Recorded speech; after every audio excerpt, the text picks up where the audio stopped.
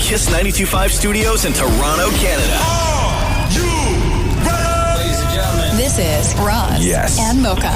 It's Roz and Mocha. What's going on? Hey, I'm Shawn Mendes. This is Selena Gomez. Drizzy Drake. Taylor Swift. Post Malone. Camila Cabello. This is Ed Sheeran. You're listening to my boys Roz and Mocha. Right here. Turn up. My boys Roz and Mocha. The Roz and Mocha Show. I can feel Between Roz and Mocha, who is your favorite? Roz. Mocha. I just Mocha. You guys are so funny, man. $20,000. Are you seeing that? Are you seeing that? This is the Roz and Mocha Show podcast.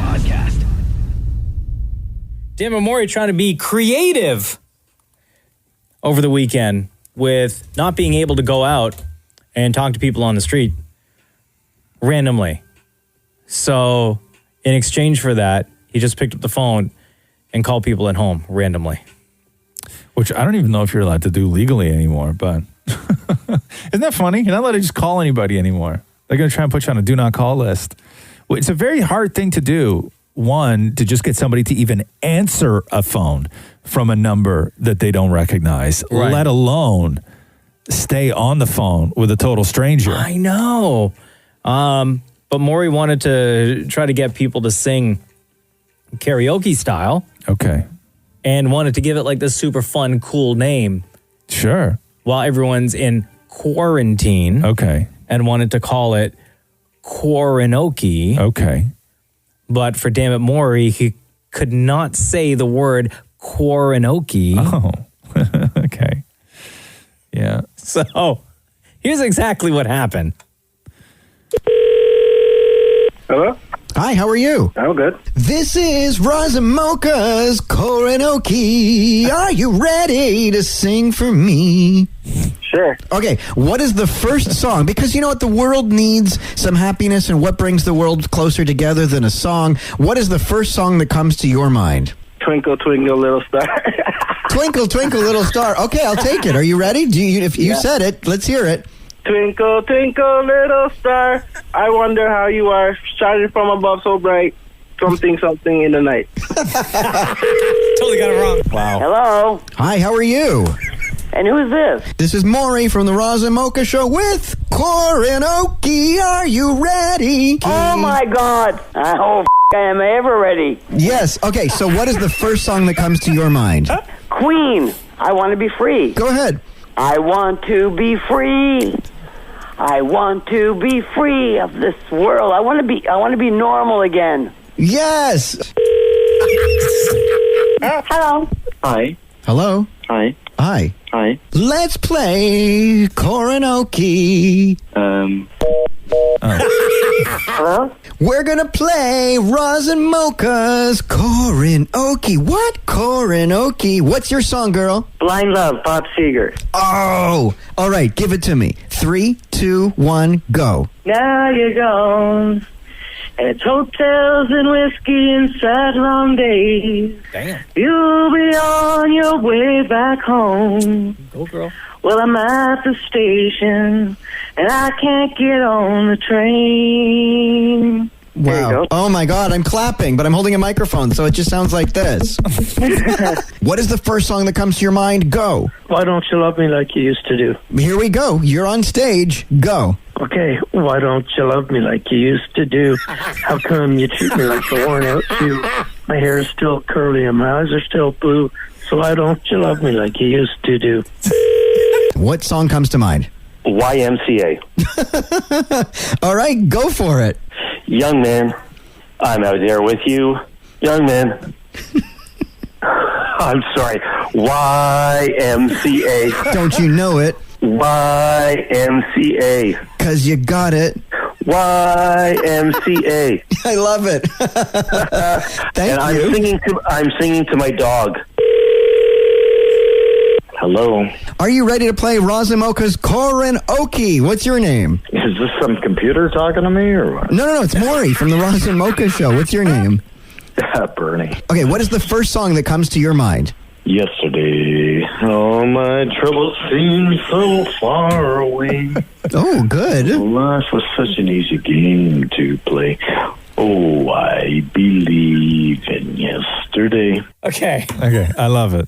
I love it. First of all, awesome. Yeah. Second of all, did you call like every person in the city only over the age of 65? You don't know. I know. He doesn't have the demographics on it. It's not like the last 2 digits of your phone number are your age. Right? That would be great if it worked that way. I still can't get over the fact that throughout that entire time, Damnit Maurie, when the game should have been called Quaran-Okie, you could not say Quaran-Okie. This is Roz and Mocha's Quaran-Okie. Quaran-Okie, are you ready? Let's play Quaran-Okie. We're gonna play Roz and Mocha's Quaran-Okie. What? Quaran-Okie. Are you ready to play Roz and Mocha's Quaran-Okie? This is the Roz and Mocha Show podcast. Let me talk about something real quick that nobody's really talking about. I know we all want COVID-19 to be over, but there's something that I want to be done with almost even more than COVID-19. Something that has just like, it has come into my life, and I don't know if it's just my life and if I did something to bring this on. Okay. But I want this gone as much as I want COVID-19 gone. I cannot wait until I stop getting ads on every website that I go to of somebody pulling a giant ball of earwax out of that guy's ear. Do you get this ad, or is it just me? This is the first time I'm hearing of this. You don't get this? I don't want to see it. You don't get this ad on every single webpage you go to? Every single webpage I go to. Every single webpage I go to, I get this ad. I don't want to see it. Bro, come on, man. Am I the only one? Maury, Yes. you don't get this ad? No, that's gross. Come here and look at this. Hold on. But what were you looking at? Every ad, every single web page. Yeah, you don't get this ad? But something. What the hell is that? You don't get that? No. Am I the only one? It's 925-555, by the way. Every single web page I go to, I get the ad of there's a guy's ear and somebody's pulling a giant, huge ball of earwax out of their ear with tweezers. That's so disgusting. And all it reads is how to easily clean earwax. No thanks. Am Gross. I the only one? Like, have you been searching for anything on your What? computer No. or on your phone? You know me, I don't clean my ears. Why would I ever search that? I'll say this, I'm interested. But have you, like, maybe had a conversation in your home with your girlfriend Catherine about this, where maybe your phone picks it up? You know how everyone's phone's listening? No. And then all of a sudden you're scrolling through Instagram and you see an ad? I swear to God, this cannot just be me. I can't be the only one who gets the earwax ad. If on Catherine's Googling and you don't know. What's that? What if Catherine's Googling something and you're not aware of? She doesn't use my computer. She's got her own computers. No, but it's in the air in the house. What, earwax? No, the Google. Oh, I can't be the only one. I cannot be the only one. I think you might be. You're That's kidding me. so gross. It is on every, and then I get this one too. Look at this one, Maury, where how to easily fix bad breath, and it's some guy picking something white off the top of his mouth. I've never seen this. You've never seen this? How do I get the grossest ads ever? Yeah, you got gross Google. This is the Roz and Mocha Show podcast. I may have an answer for you. You were talking about how on your phone you keep getting the earwax ads. Here's what we got. Hey, Roz, the reason why you're getting those ads is related to cookies. You may have clicked on it once by accident. Now all the sites that you visit get the information. So they all play the same ad. By the way, you're my favorite. I've never clicked on an earwax ad. I can guarantee you Someone said, OMG, yes, I get the same ads. Thank Even blackhead removers. LOL. Yeah. Somebody else said, my wife watches the earwax video on YouTube whenever she can't sleep. She says it's relaxing. Ew, your wife is broken. Throw her away. Oh, that's so gross. Right? Why would you watch that? Like everything I have that is mine is now soiled. Like I can't go onto my Netflix profile anymore because it's just it's so far gone of just everything that you just gotta shows create up like a new profile now. is just murder and prison and drugs and like I've ruined my Netflix profile and now I've ruined every webpage I go to because every ad I get is like the grossest ad possible for something that's horrific. Here's one suggestion at 925-555, clear your cookies and install an ad blocker. Yeah, easy for you to say, nerd. How do you do that? Nobody knows how to do that. Oh my God, dude. Everybody knows. Nobody knows how to do that. Somebody wrote and said, maybe you're into weird stuff and your device reads your search history. No. What could I possibly be searching for? I don't know. Somebody else wrote and said, I get the same ad after searching on a medical site. So maybe you were like looking up some Rona stuff. Oh, maybe. Medically, and like, because that earwax stuff, it looks like it's a medical ad. Yeah. Maybe that's the one thing that pops up. And like, it's the only thing now that you ever see. It's the only thing that I ever see. And I've never clicked on it. I'm terrified to click on it because I don't even know what they're selling. But you're not the only one. I have like a bunch of them that said, hey, I get the same ads too. It's so gross. And it's always when I'm trying to read something wholesome. Like I was trying to fix the sewing machine last night. Yeah. Right? So I'm Googling like Singer heavy duty sewing machine because I was having bobbin issues. Mm-hmm. And I'm on the sewing machine website and the ad pops up and it's the like, big giant earwax. Check out this earwax. Yeah. Get rid of it. I'll read you this one final text. Roz gets that ad because his data revealed his old age. Oh, shut up. Here we go. The Roz and Mocha Show Podcast. There's a guy on YouTube who goes by the name of Wes Tank. WES and then Tank. TANK. And he's done something brilliant. He's uploaded videos of him reading Dr. Seuss books. Yeah.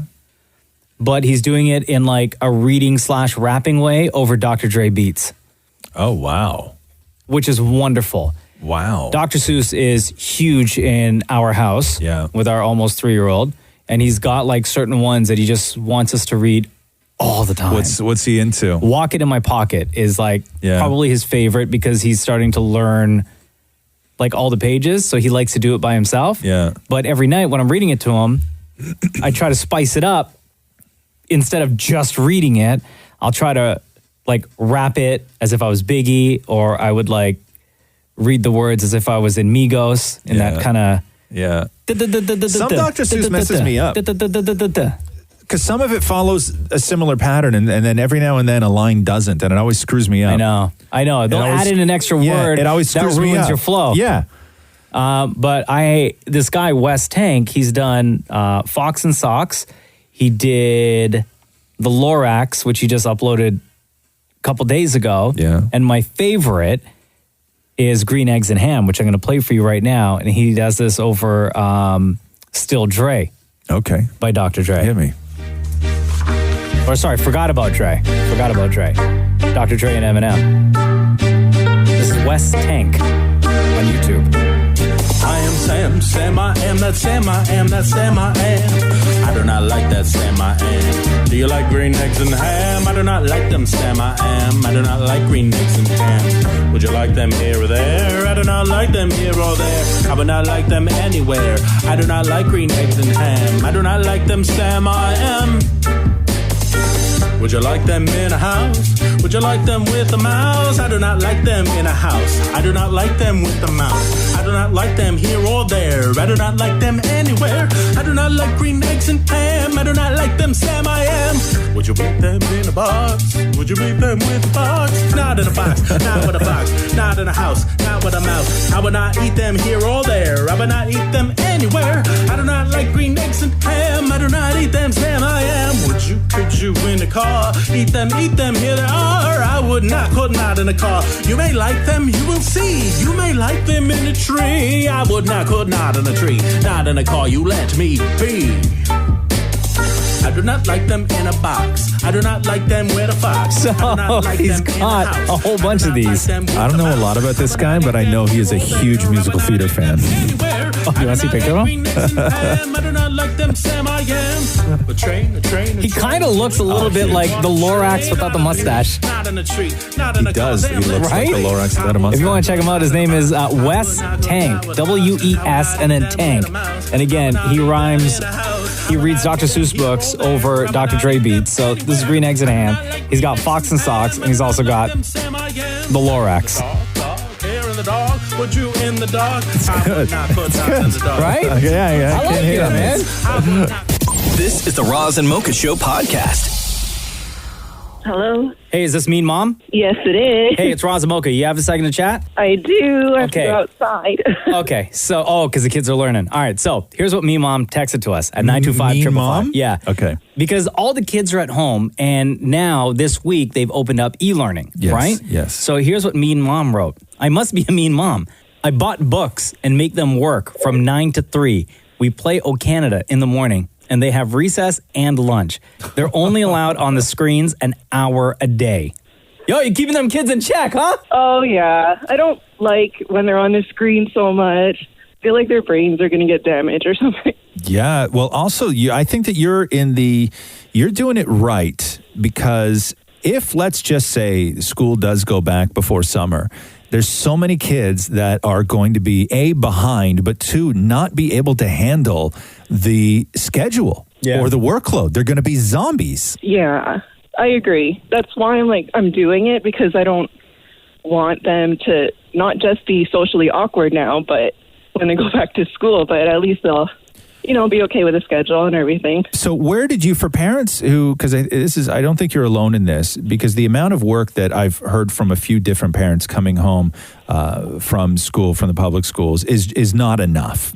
And so what did you do to supplement their schooling? Where did you go for resources? What books did you get? What do you have them doing in addition to? I went to Costco before it got all scary, and I just felt like during the strike, actually.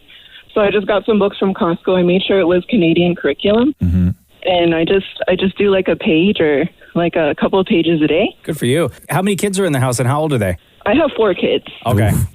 Grade 5, grade 3, and grade 1. Oh, wow. And then I have a newborn, 7 months. Oh, wow. Geez. Congratulations. And so you're running class all day?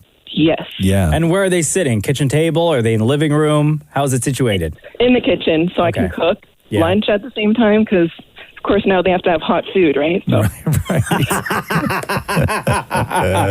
No, you're doing it right, Mean Mom. You really are. I think you are on the path to success. What? I have the curriculum for Cruz, who's going to be 3 in a couple of weeks. Oh, no.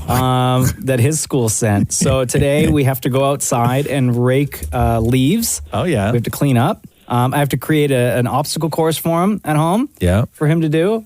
We have to learn how to walk in a line. Yeah. And what, just the 2 of you? Yep. And then, this one for tomorrow, it says here, dancing with your toddler. So that's what's on the agenda. It's so awesome. That is so great. That's the best curriculum ever. Also, he can do more.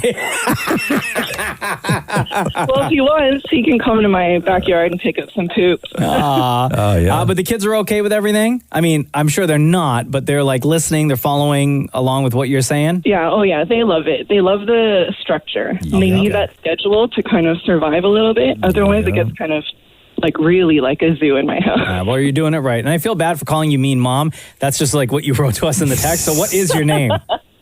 My name is Mary. Okay, Mary. Thank you very much for texting, and thank you for listening to the Roz and Mocha Show. Okay, thanks for calling. This is the Roz and Mocha Show podcast. With COVID-19 and restrictions on gathering in public and going out, and people with different addresses not being or shouldn't be hanging out, and making sure you keep a safe distance. The other problem that the police are running into are, and we've talked about this so many times, because the roads are so clear, everyone's speeding. Oh, yeah. Right? And it's crazy. And what I think, and I don't know what the rules are around this, but there are certain times where the police will, especially if there's drugs involved, will release the names of people when they've been charged, right? And they haven't done this yet for people who are speeding, but I think that they should now.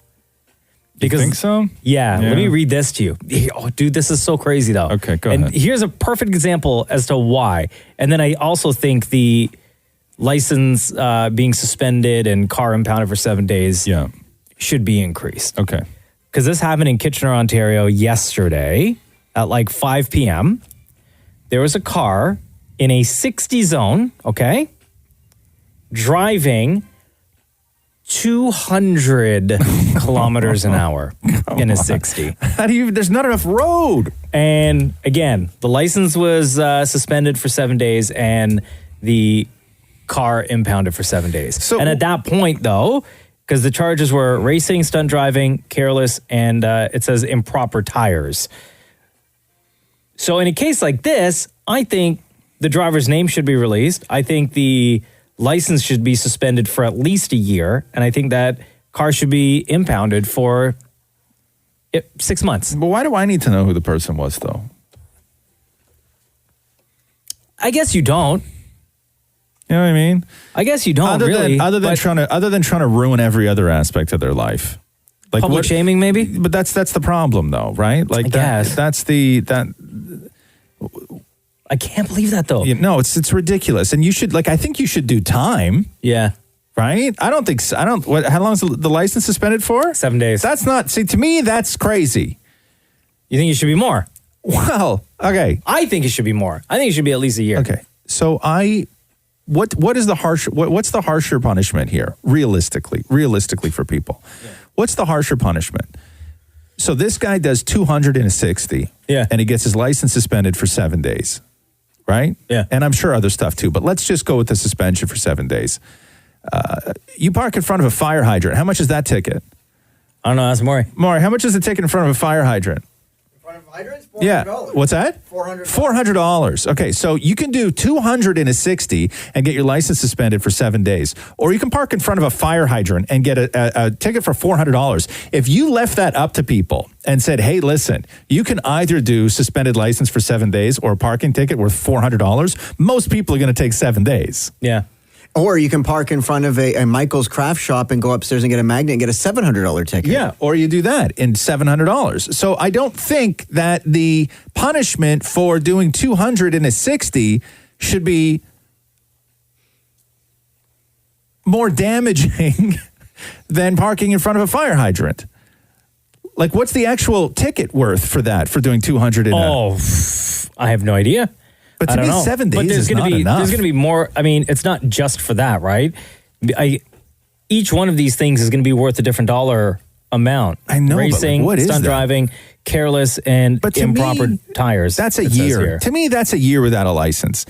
That's what I'm saying, bro. If you take advantage of current times to do 200 in a 60, that's a year without a license. You might as well be drunk. Thank you. Right? Like, you might as well be drunk. Thank you. Like, that should be maximum vehicle penalties for, like, let's say, regardless of whatever it is you're doing. What is the most we can do to a driver? Right? Like, what's the most we can do? Take away their car, take away their license. Take away the license for how long? A year? Is that really the most? I think a year is fine. Yeah. I think it should be a year. Yeah. But there you go. This happened in Kitchener yesterday, where somebody was clocked going 200 in a 60. This is the Roz and Mocha Show podcast. Can I play a new song that I'm obsessed with real quick? Oh, okay. yeah. So you remember years ago when there's been a couple songs that I was obsessed with, and then we played them on this show, and then they just exploded all over the world. One was the Grape song, if you remember that. Oh, yeah. I'm going to go home. I'm going to eat some grapes. La, la, la, la, la. And then the duck song. And then the duck song. And which, the duck came back the very next day. He said to the man, run in the stand, hey, bop, bop, bop, got any grapes? Which, again, now you can buy shirts with a little duck on it that just reads, got any grapes on top of it. Yeah, I don't know if you've seen that. Now, this is another one that it's not new. Like, none of this is new, but just every now and then these things pop up. And there was a clip from a show called Adventure Time on the Cartoon Network from a few years ago. And it's the beginning of one episode where it's like the little dog dude making breakfast, and he's singing the bacon pancake song. Have you heard this at all? No. Okay, so let me play you this. And so he does a couple lines from it, and then just the rest of the cartoon starts, and you don't get any more of the song. And everybody's like, yo, what happened? So here's the beginning of the song. Bacon pancakes, making bacon pancakes. Take some bacon and I'll put it in a pancake. Bacon pancakes, that's what it's gonna make. Bacon pancakes. So that's the bacon pancake song. And then you get this. How long ago was that? I don't even know. Like forever? Yeah, forever It sounds ago. like some of the trash rappers who come out now. Okay, yeah. Come out with music now. So then the remix happened, and this is the one that I've just been listening to constantly. Okay. So this is the Bacon Pancakes New York remix. Okay? Yeah. Bacon pancakes, making bacon pancakes. Take some bacon and I'll put it in a pancake. Bacon pancakes, that's what it's gonna make. Bacon pancakes. Bacon pancakes, making bacon pancakes. Take some bacon and I'll put it in a pancake. Bacon pancakes, that's what it's gonna make. Bacon pancakes. Bacon pancakes, making bacon pancakes. Take some bacon and I'll put it in a pancake. Bacon pancakes, that's what it's gonna make. Bacon pancakes. Yo, I love that. I love that. That's what it's gonna make. Bacon pancakes. Yo, so that song like existed in your universe for a bit, Yeah. went away, and then came back in the form of a remix. Yeah. I don't even know when this remix happened, but it was a while ago. But that is Bacon Pancakes. Thank you. I love it. This is the Roz and Mocha Show podcast. Whew, let me ask you this. Do you feel that you've gotten closer with your significant other during the isolation/outbreak? Or do you think that it has stayed the same? Yeah, I'd say it stayed the same because Or we're do you already think- pretty close. You've been driven farther apart. That one. I would not say farther apart. I would say about the same. How about you? According to a new poll, people who are in relationships, 29% of people said that isolation has brought them closer together with their significant other. 11% say it's pushed them farther apart. Wow. 53% say things are the same as they were before it all started. Yeah. Also, another survey asked if all of this is putting an extra strain on people's relationships. 21% of people who live with at least one other person say that there is more strain versus 4% who say there's less. 61% say that things are exactly the same. Well, the secret to a great relationship is less time together. So when you put more time together, it hurts things. It hurts. Wow. I would say that one of the things that people should do in relationships is make sure that you have time apart, separate. Yeah, because you do got your own thing. Yeah, Sure. you have to go build new stories to come home and tell. Yeah. And you can't build new stories if you're just always together. And if you're in a Right. condo, there's not many places to go. Have you and Matthew run out of things to talk about yet? Oh, absolutely. Oh, Well, but we ran out of things to I was years just ago. going to say probably before all this. This actually helped. It gave you something to talk about for a day. That's why you got a dog. No, so it is putting a strain on people's relationships, though. Well, because just also the stress of just constantly being, confined to your place, that you're finding new things to argue about, right? Yeah. Like what? What'd you guys Like, argue why about are you yesterday? putting spoons away that still have, dried peanut butter on them? Well, I don't Ew. know. I didn't check the spoons Ew. before I put them back in the drawer. Ew, that's gross. Have you and Jenna Mocha run out of things to talk about yet? Or are you guys still good? No, I mean, we got a crazy toddler at home, so Yeah. there's always something to talk about. Right. Do you talk about coronavirus a lot at home or no? Yeah. You I do, mean, huh? a lot. There's no escaping it. Really? Right. I would say in my house, Yeah. I don't think Catherine and I have had a conversation about coronavirus in, I don't know, days. Really? Yeah. I think Days. because we each check in, she'll call her mom every day. Yeah. And I talk to my dad every day Yeah. to check in on them and kind of give them an update on new stats. Right. Right? Because we're obviously following it and are privy to some information Yeah. a lot quicker than they may see on the news. Yeah. By the time they get to it late at night. You know what I mean? The stats don't exist in my house. At all. At all. Oh, wow. It is with Rox and with Catherine, they just know what the rules are. You can't go out, can't go to the park, you can't do anything else. You got to just go work from home. Other than that, there's no stats, there's no news. Oh, wow. The news has not been put on in my house Yeah. since this started. Huh. Like at all. No, I need to know. You have to know. Yeah. I just go on my phone every now and then. Yeah, no, I need to know, not necessarily, a little bit for our own safety, but also, for the show. too, right? Just so I know. Yeah. Oh, no, I do it, but I do it alone. I go in the other room. Gotcha. Or I put headphones on if I need to watch a video or something like that. I never play anything out loud. You've been drinking more, Maurie? Yeah, we've opened a bottle of wine a couple of days ago, and we keep sipping from it. Ew. Like just sipping from the wine like a couple of hobos in the back of a... Wait, hold on. Like the back of a train? Wait. A couple of days ago, one bottle of wine. Yeah, so it's Friday now. Like we're opening the vintages. So on vintage. What year? Okay, I got Please it don't say 2 last years year. ago. It's from The Bachelor. It was a promo wine. Oh. Okay. So a bottle of wine from 2018. Yeah. Classic year, by the way, guys. I know nothing about wine, but I know a promo bottle from the Bachelor television show is not from 2 years ago is not considered a vintage. Yeah, the weather was great that year for the crops. So you open up a bottle of wine on Wednesday. Yeah. And then, so you each shared a glass or you had a glass each? No, during the day, we keep, pouring some more from the wine into, our cups and stuff. But I can't tell you the last time we opened a bottle of wine at home. So how much? Is there still wine left in the bottle? Yes. So how much are you pouring? like literally a sip when you said we had a sip like each? a glass a day. How much do you pour into a glass for one sip? Well, you're only supposed to pour there's no supposed to. That doesn't exist. I'm trying to be proper. No, it doesn't exist. Supposed to. So how much? You opened one bottle of wine 3 days ago. Yeah. And how much is left? I would say maybe 2 glasses.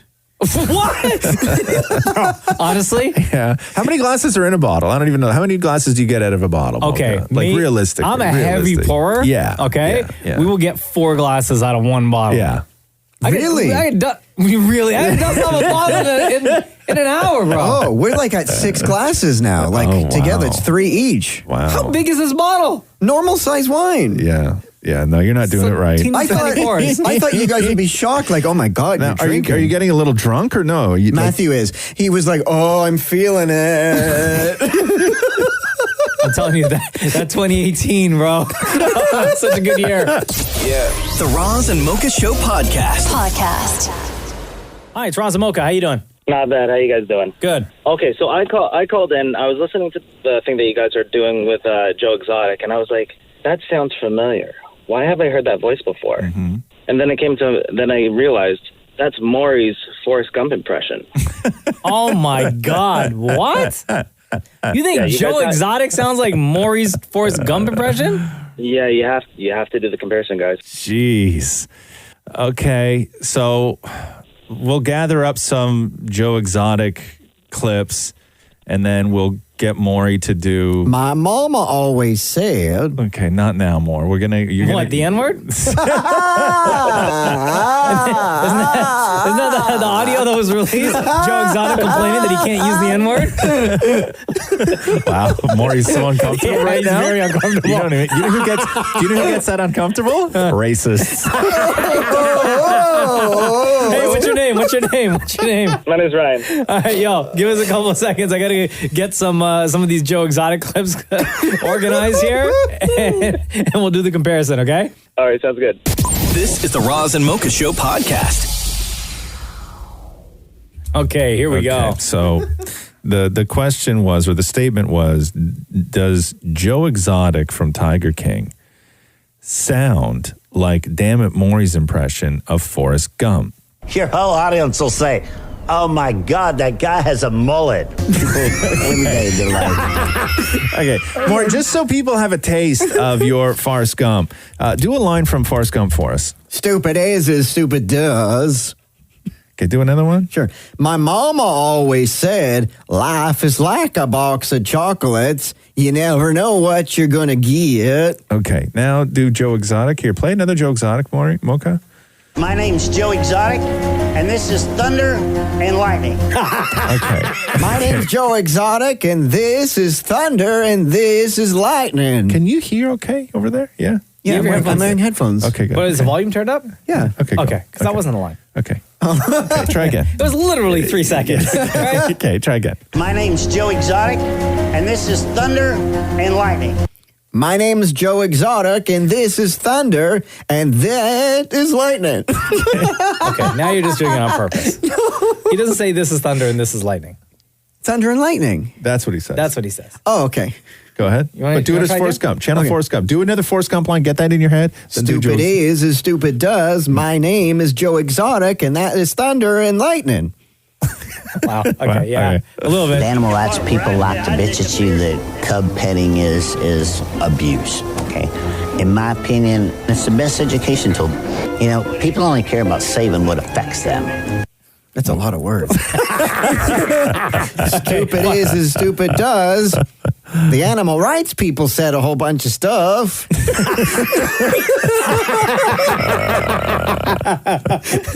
Okay, let's try another one. This is my Oh, wait, hold on. Get into the frame of mind of Forrest Gump. Yeah. Do another line. My mom, okay.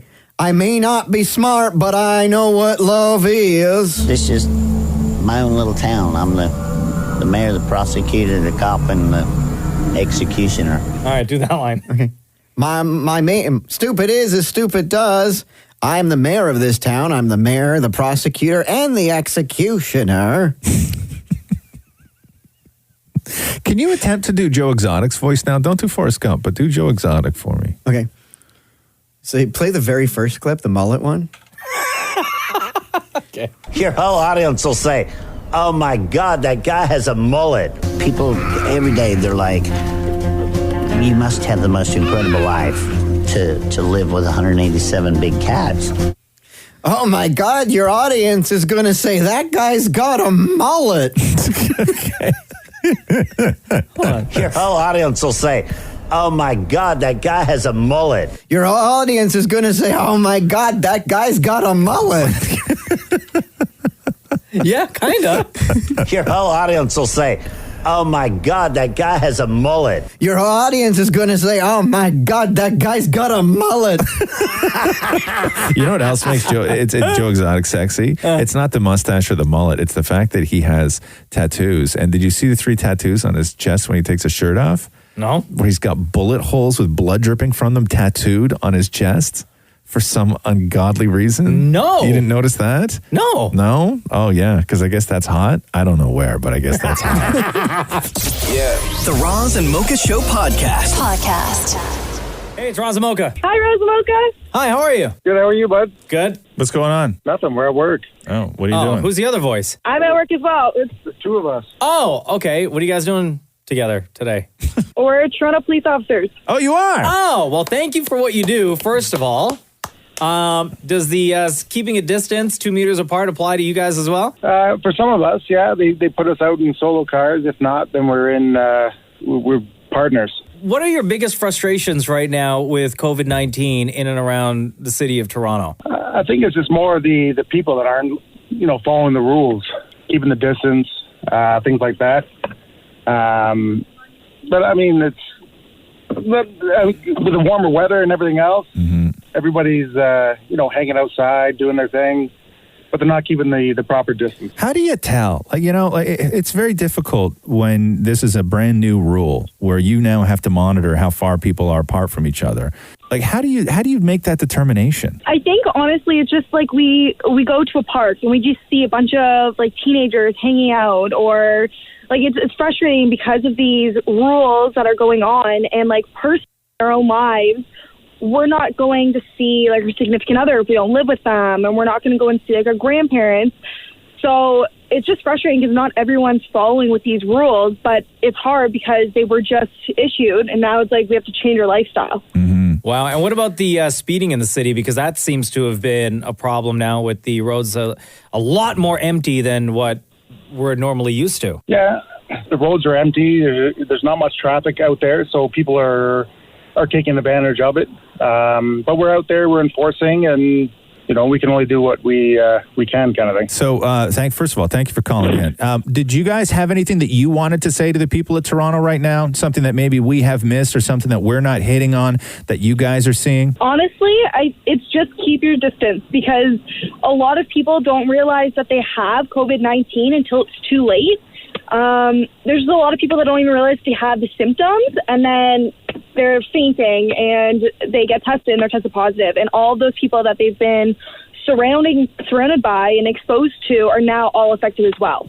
Do you want to give your names or no? No. No. Okay. No problem. That's all good. No problem. Before we let you go, thank you for listening, first of all. Thank you for what it is you're doing in and around the city during COVID-19. Police officer male, between Roz and Mocha, who's your favorite? You know what? I got to go with Mocha only because I'm from Scarborough. Yeah. Yeah, grew up Scarborough. Now I'm in Vaughan. Okay. So, yeah. Okay. I don't need to know your full geography, man. All right. Yeah, boy. All right. Scarborough. Hell yeah. All right. Police officer female, between Roz and Mocha, who's your favorite? See, I have to go with Roz. What? Just because it's my partner and I have to do the opposite of him. Dude, then don't even answer. If it's not genuine, listen, if you don't feel it in your heart, did you put that badge in a little too deep today? All right? And if you don't feel it in your heart, then don't say it. Obviously, I feel it deep with him. But you guys get us through our mornings. Yeah. Well, honestly. you guys get us through everything else, so thank you. So I will take that. I'm not giving you a full win for that. I'm giving myself a 0.5, okay? That's okay. That's okay. Yeah. Oh, okay. So And I'm glad that 0.5 I know is okay. for me. Fine with it. It's at that point. It's at that point, ma'am, that you're supposed to say, no, give yourself a full point. You're not supposed to be cool with the 0.5. Nah. Oh, man, we love you guys so much. Thank you for being a part of the Roz and Mocha Show today. Thanks, guys. Thank you so much. Bye. Take care. This is the Roz and Mocha Show podcast. 'Cause I saw Tiger. I understand. I saw Tiger saw me. I didn't get a chance to watch any Tiger King last night because there's a new episode of Jersey Shore that I was watching.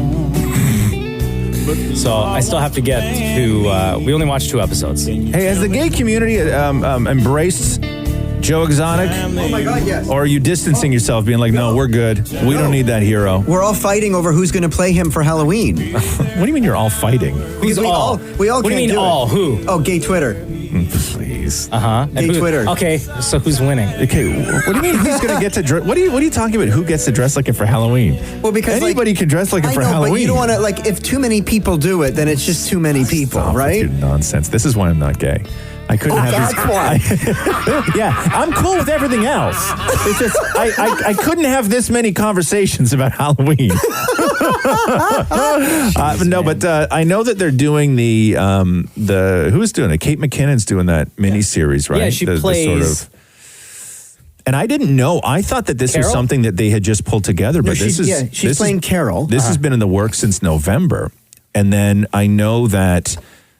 Whether they're actually serious or not, I know that Dax Shepard, Ed Norton, and Jared Leto have all been sort of going at each other on social media saying that they want to play Joe Exotic. Because Really? Dax Shepard tweeted saying that if he doesn't get the part of Joe Exotic, Hollywood is broken.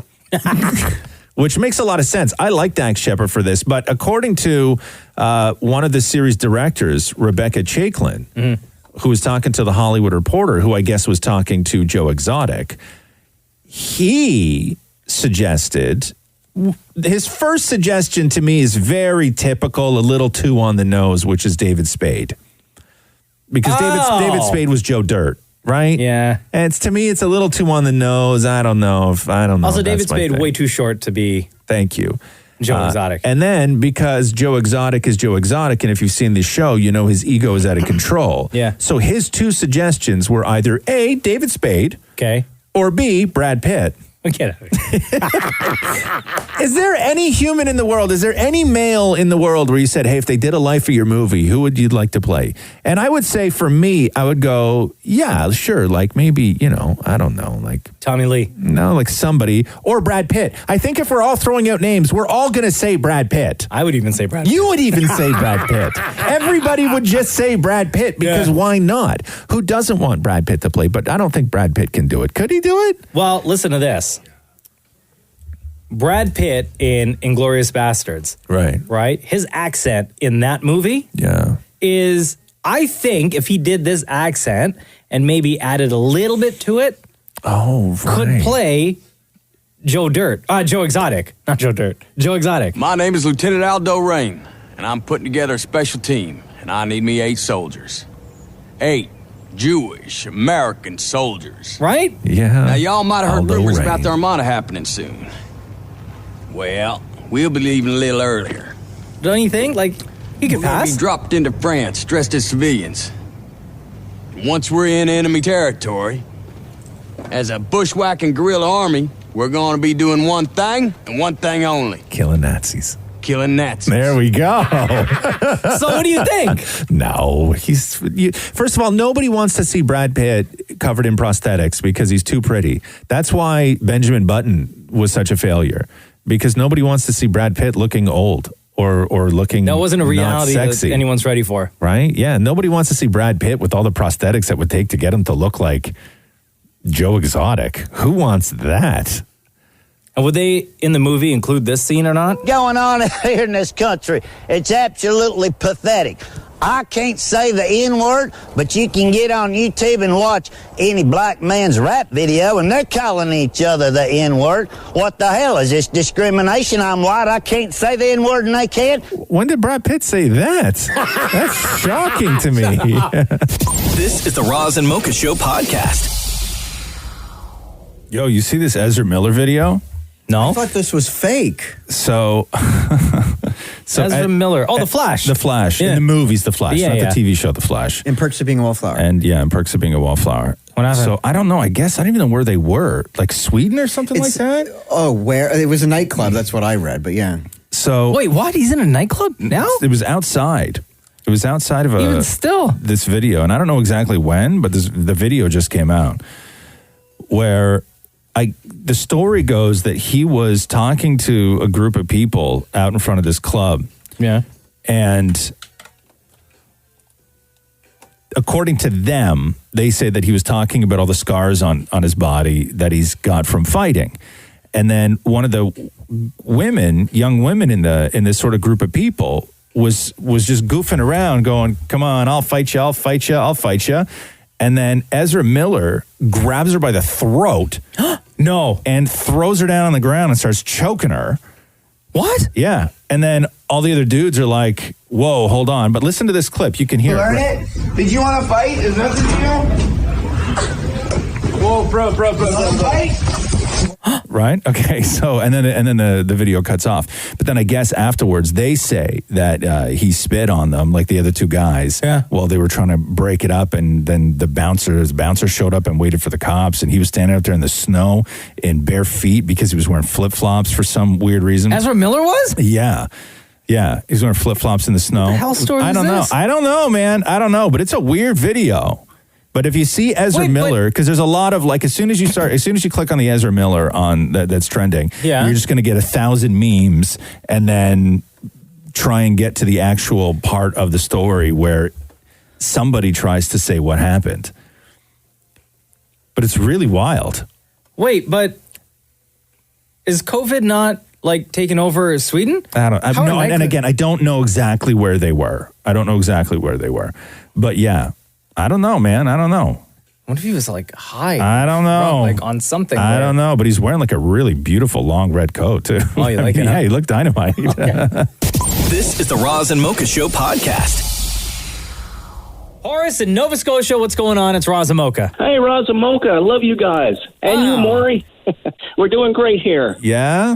Horace? Well, yes, go ahead. Okay. No, I'm looking over to where Maury is in his room because it kind of sounds like one of the voices that Maury would do when he's pretending to be somebody else. Yes. And then when we look over in the other room, he's on his phone, like bent down underneath the desk. Yeah, Maury, you sound like Morris. You sound like fake Maury.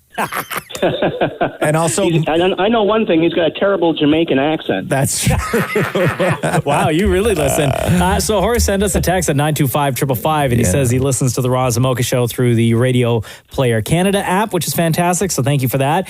He also said that he's a mechanic and considered essential service, and he just wanted a shout out. And also wanted to tell us about a Facebook page called The Ultimate Maritime Kitchen Party. What is that? Yeah, it's a place where anybody can go on and they can entertain. Lots of people singing, doing karaoke, whatever. And it's a good time and a good way to kill time. I have been to a few maritime kitchen parties in my day.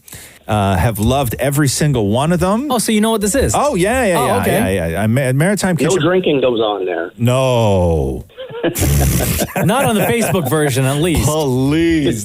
No drinking. I've never seen bottles lined up anywhere like somebody's melamine countertop in a Newfoundland kitchen party before.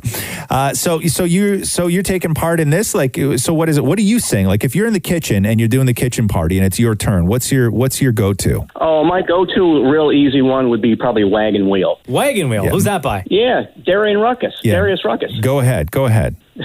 Really? Yeah, go ahead. Headed down south to the land of the ponds. I'm throwing my way down to North Carolina. Staring at the road. I pray to God I see headlights. Is that enough? Right? It's good. Sure, why not? So have you sang that song on Facebook yet? I have not. Oh, you haven't? Oh, okay. No, I haven't. What are you waiting for, bro? You take part in this every day, don't you? I do mostly watching. Oh, okay. Oh, so you're like Maurie with the internet.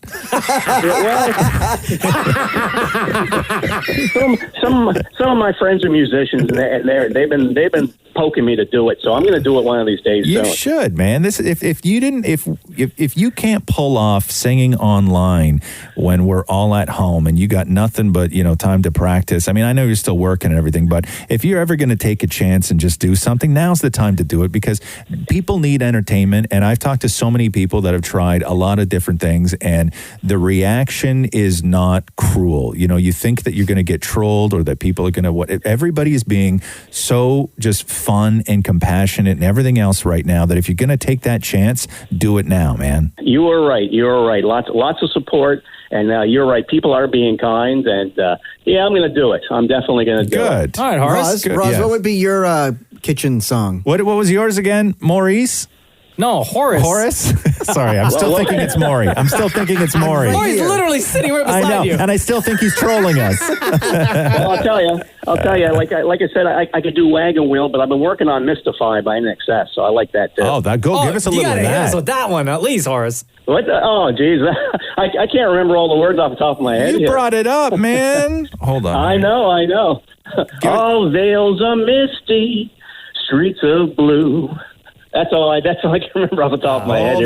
Hold on. All right. You hold on now. Okay, so all veils are misty, streets of blue, almond looks that chill divine. Oh, yes.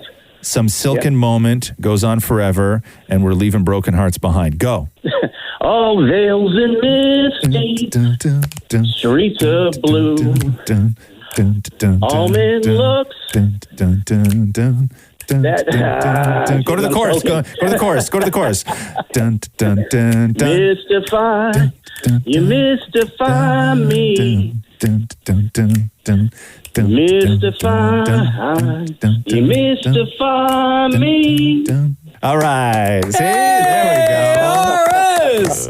All the way out there on the East Coast. Thank you so much for joining us on the Roz and Mocha Show. More importantly, thank you for listening to the Roz and Mocha Show. And before we let you go, between Roz and Mocha, who is your favorite, Horace? Well, I like Mocha. I must say, though, Maurie makes me laugh. He's hilarious. You're welcome, man. But that wasn't the question. Between Roz and Mocha, who is your favorite? Mocha.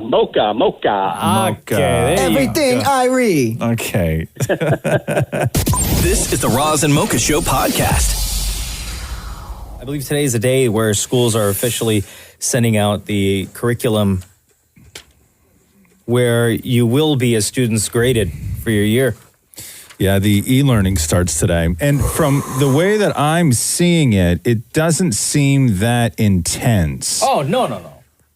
For kids. I guess it depends on what school you go to. My kid's school, it's a lot of work. The way it breaks down, and you know that it's going to be completely different once they start getting into this, but this is day one.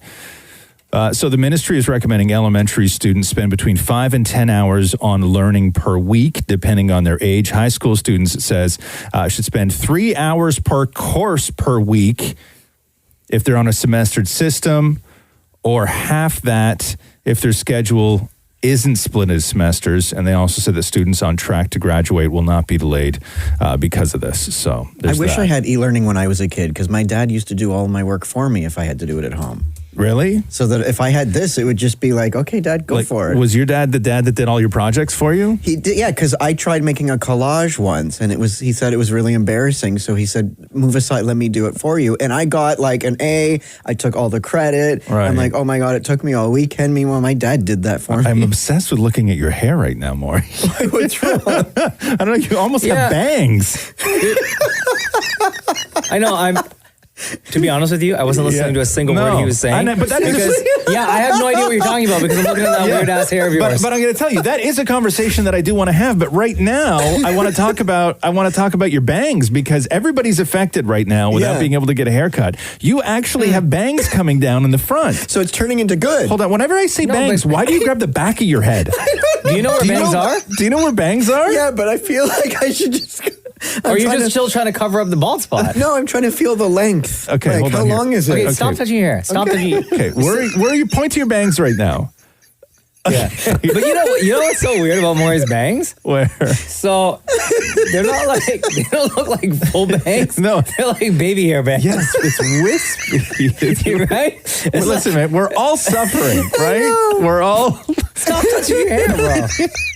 Now you've just pulled one weird piece down. Yeah. Hey, man, the whole stop touching your face still applies. I'm not touching my face. I'm touching these things. Yeah, we're all suffering, man. We are all suffering. God, it's so uneven, huh?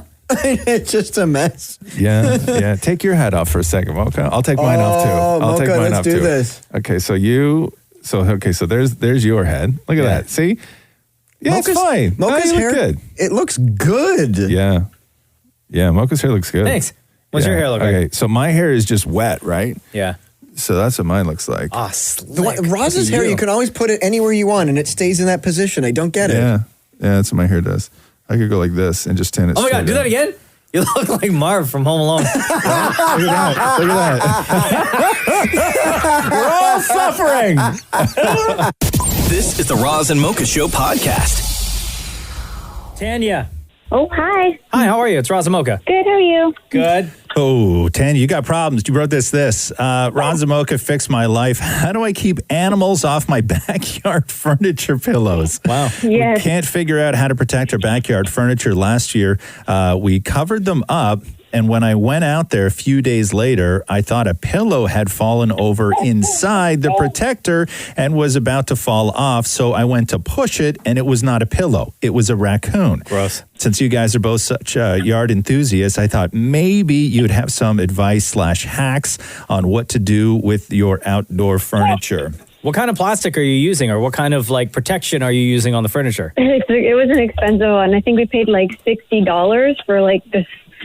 Each one for this fancy cover. Yeah, it was clips and straps, and somehow that thing still got under there. Yeah. Animals will find a way. Yeah, they're going no matter what. They will always find a way.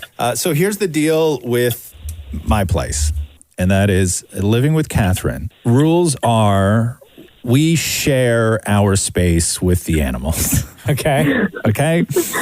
I can't do any sort of extreme preventative measures for getting them in because Catherine thinks that is wrong. Uh-huh. It's part that we live in their space, they live in our space, and it's a shared community. It's a shared community, and Catherine gives them water in the summer when there's no rain and it gets hot.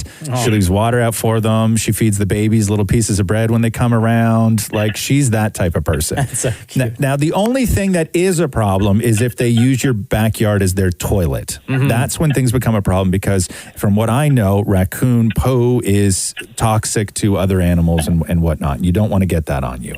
But other than keeping them off the furniture, we don't do anything because Catherine just will not stand for it. Right. If a raccoon is sleeping on the couch out back and Catherine sees it, her heart breaks because it's just the most beautiful thing she's ever seen. We should probably go outside and leave a little glass of lemonade for it. 100%. Okay, so you want my solution? That's my solution.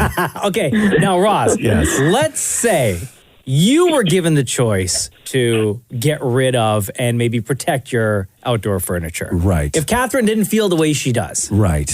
what preventative measures would you take? I don't know what else is available to you aside from getting really great covers that clip and everything. I don't know what else is available other than tarping it from the bottom and then the top and then bungeeing everything around. But who wants to live that life? Mm-hmm. You know, who wants to be taking off double tarps every time you want to go and sit outside? Is this like only, Tanya, is this only in the wintertime that this is happening? Or like when you have the tarp and the cover off of the outdoor furniture, like nothing shows up, like nothing's around? No, so it's in the summertime and the springtime. So, The So covers first are year for we the had rain. them. Yeah, the first year we had it was also fur.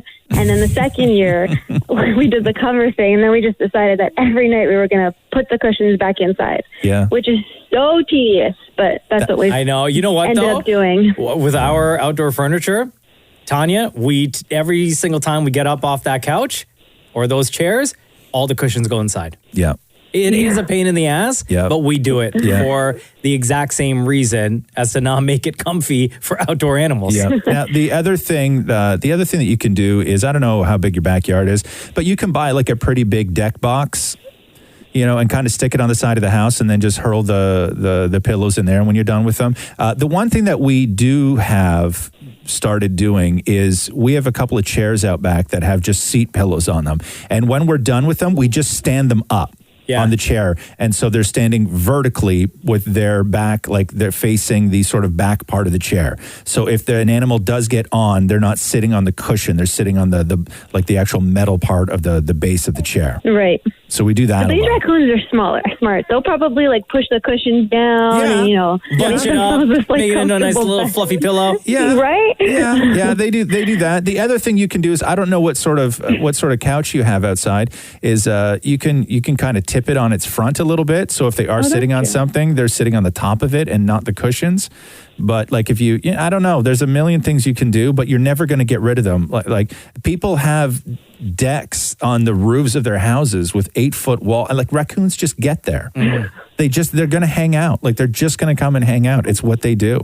You're going to fight a losing battle if you're going to try and prevent raccoons from entering the yard. So you just have to then just protect your cushions. And if protecting your cushions means bringing them in at the end of the day, then that's what you're going to do all summer. Guess that's what I'm going to have to do. Does that help, Tanya? Yeah, it was what we were doing already, so we might as well just stick to doing it. Yeah, that's it. I don't know what else you can do. It's okay. We like the animals too. It's just that, you know, I was kind of getting tired of washing the cushions, so we were bringing them in. Well, that's what you got to do. Bring them in. Thanks, Tanya. Oh, before I let you go, can I let you guys know something really quick? Yeah. I love your show. And when I was in labor and delivery, I made my husband put the podcast on so that I could listen to you guys to calm myself down before my daughter came home. No. That's so nice. Yes. How long ago was that? So she's 1.5 now. Oh, nice. Well, congratulations. Yeah. Thanks. And I taught her how to say your names last night. Did you? If you guys want to hear, yeah? Yes. Yeah, please. Okay. Valentina, say Roz. Yeah. Say Mocha.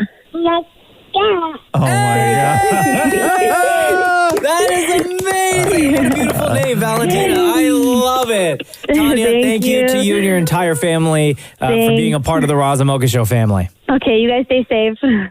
This is the Roz and Mocha Show podcast. Hey, did you see that church lady saying that she's immune to COVID-19 because she's got Jesus blood on her? Sorry, what? Explain this. What happened? It was a clip from, I think it was CNN, where they had a reporter who was standing on the street and he was interviewing people in their cars as they were coming out of a church service. And then he talked to this woman who rolled down her window and it went viral over the weekend. Is a woman who just attended a church service with dozens of other people, including children. Can I ask you about your decision to go to church, to be inside that building? I wouldn't be anywhere else. Aren't you concerned you could infect other people if you get sick inside? No. People who don't go to this church? I'm covered in Jesus' blood.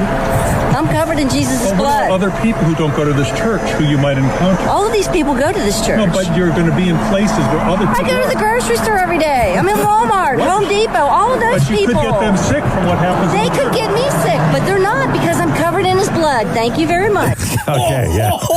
Defiant. No.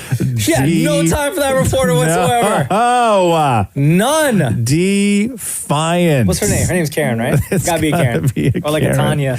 I know, yeah, Tanya. Well, yeah, Tanyas don't get enough love in this world, I don't think. I grew up with a lot of Tanyas. Did you really? Yeah, a Did I know lot of any Tanyas? Tanyas. I think I Tanya know- was a very big, very popular name in the know any mid '80s. Tanyas. Oh wait, no, I do. But she's like Korean. Oh, really? Huh? Yeah. No, no. There was a lot of Nicoles, a lot of Tanyas, a lot of Kims. Wanda? Yeah, I grew up with a couple of Wandas. Yeah? Yeah. Yeah. I grew up with a Darla. No, you didn't. Yes, I did. Wasn't Darla the name? Wasn't that a character in Napoleon Dynamite? Darla. Was Darla in Napoleon Dynamite or was Darla in The Little Rascals? Maury would know that, you old-ass TV watcher. Wasn't it from, what's his name? Rex Kwon Do's wife? Wasn't it Darla? Or was it Starla? Oh, maybe Starla. Maybe. I never knew I could look it Starla, though. Everybody's doing the Napoleon Dynamite dance, too. Did you see that? Oh, my God, yes. In quarantine? I love it. What song did he do that to? I couldn't remember. What song did Napoleon Dynamite do that final dance to? Do you remember? Because I was watching somebody do it, and I couldn't get the audio to work on my phone. I don't know what I was doing. What is it? Jamiroquai. Jahuaquai, Maury? Jamiroquai. What track was it? Center stage. Center Stage. Center stage. Oh, this was it, right? Was this the song?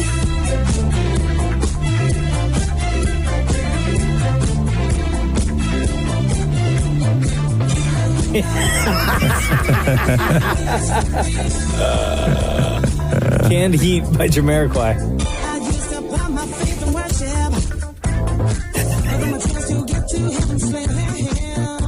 Was this a song? I don't know. Was it? It is, right? Why do I remember it differently? Why do I remember it differently, too? It was just the first video I saw up on... Yeah? Why do I remember it differently? Why do I not remember that track? I don't know. That's super weird. Can we confirm that that's 100% the song from the dance sequence in Napoleon Dynamite? Yo, when you do a search My lips are for very chapped. Napoleon Dynamite dance on YouTube, Yeah.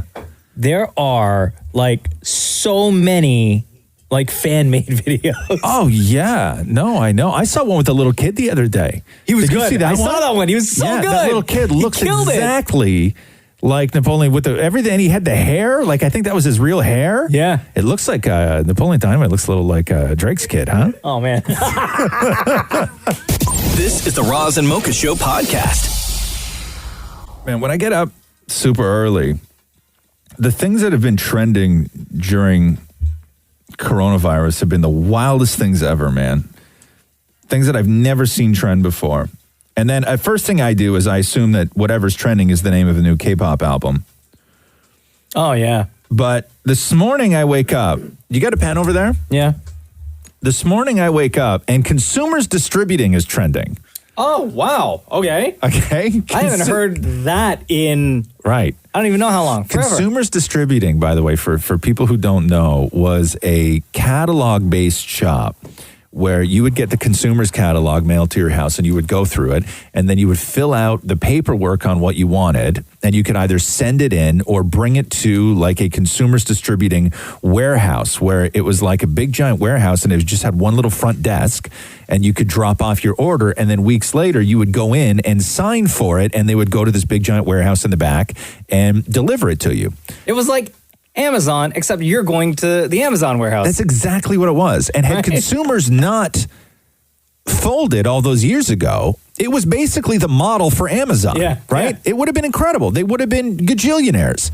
So this was the question. This is why consumers distributing was trending. Okay. So there's a lot of these memes right now where they list 9 things and ask you to pick 3. Oh, God. Like list your somebody will put up 9 Marvel movies and say you can only have 3. Oh, Somebody will put up like 9 fast food restaurants and they say pick 3. Okay. Teen romantic comedies and say pick 3. So here's your 9 and then I'm going to get you to pick 3. You can only pick 3. Okay. Okay. So Zellers. Ooh, okay. Sears. Hold on, I gotta write all these down? Yeah, write them all down because otherwise you're going to forget. You're going to keep asking me what else is on the list. Okay, Zellers, Sears, yeah. Consumers, Okay. Byway, Ooh. Lewis Craft, whatever that was, Future Shop, Oh, I got screwed at my Future Shop one time. something called SAN. What is that? SAAN. I don't know what that is. Hold on, what did you say before? Future Shop?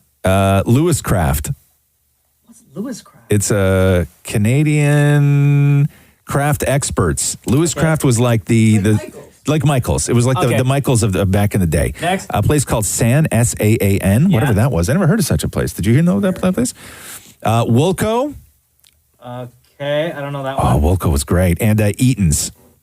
Yo, why is the Bay not on there? I don't know. Bargain Harold's not on there? I know, Bargain Harold's. Okay, so pick Pick three, three. Zellers, Sears, Consumers, Byway, Lewis Craft, Future Shop, SAN, Woolco, and Eaton's. Right? Okay. Number one, Yeah. I'm definitely going with Byway. Yeah, really, huh? Yeah, Byway. That was big with my family. Wow. Okay, so I'm going to go with Byway. The interesting thing about Byways is that they were never big stores. Like Byways were smaller than a dollar store for the most part, Yeah, like right? a Shoppers Drug Mart. Yeah, Okay. yeah. I got my three. Okay, what are your three? Byway. Yeah. Zellers. Yeah. Future Shop. Really, huh? Yeah, those are my three right there. Yeah, because when I was growing up, Eaton's was where rich people shopped, right? Like growing up, I never knew somebody who went to Eaton's. Unless Never. they lived in a big house in the city. I never knew anybody that lived in a big house in the city. Yeah, true, I have never met somebody that went to Eaton's. Like you would see commercials for Eaton's, and I was like, that's like where rich people in movies shop. it was like when you watched a movie and they went to Bloomingdale's for Christmas, to do their shopping. I'm like, who would do You have to save up all year to who go has there. that kind of money? Okay, so I go Byway, Zellers, Future Shop. Really, huh? What are you going with? I'm going 100% Consumers Distributing because that's where I used to get all my wrestling figures from. Okay. Ooh, good one. Zellers, because one, my mom used to work there, and two, the skillet at Zellers had the best fries and gravy I've ever had in my entire life. Yeah, Mock, I have $2. Yeah, plus cool jewelry sales where I used to get big giant loop earrings when I was a glam rock kid. Now, so Zellers and Consumers definitely. Then it's up to Sears, Byway, Future Shop. God, Future Shop though. And yeah, I'm going Zellers, Consumers, and I'm also going to go Future Shop. Maury? Okay. Oh, I'm totally doing Byway, Zellers, and Consumers Distributing. Byway. I used to go to Consumers Distributing with my dad. What'd you say? Byway, Consumers, and where? Byway, and Zellers. And Zellers. Oh, and Zellers. But all those stores sort of sell the same thing, more. I know, but those are the ones that I have the most memories from. Do you remember when you used to buy CDs and they used to come in like the 1.5 long plastic case on top of the plastic case? And they had to have a key to take it out. Remember that? When CDs used to come, they were the CD case inside another long plastic case. Was a case inside of a case? So when you flipped through, you were flipping through the plastic security case on a CD, didn't have any technology in it. It was just, when you go to the gas station and you ask for the key, right? And it's on a pylon and you got to carry this pylon. So they're going to know that you're stealing the key. That's what CDs used to come in at Zellers. They were these big, long, giant, like 14-inch plastic outer cases on top of the inside case, and you couldn't even read the track listing on the back. You had to have faith. This is the Roz and Mocha Show podcast. Hey, Daniela, are you there? Hi, yeah. Okay, before you say anything else, I'm going to make you feel real old, Roz. Oh, okay. This is the text that we got from Daniela. Hey, Roz and Mocha, I've been listening to you for over 10 years, all throughout high school and college.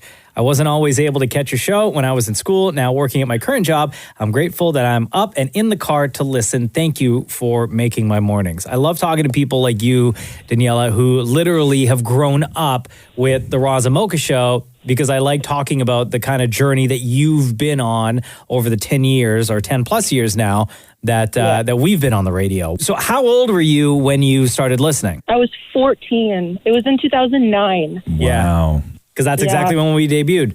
That's so long ago. I know. I honestly started, the reason why I started listening is I had problems sleeping. So I found a radio station that was commercial free. So there was no radio host, nothing. And then it was the end of August or early September.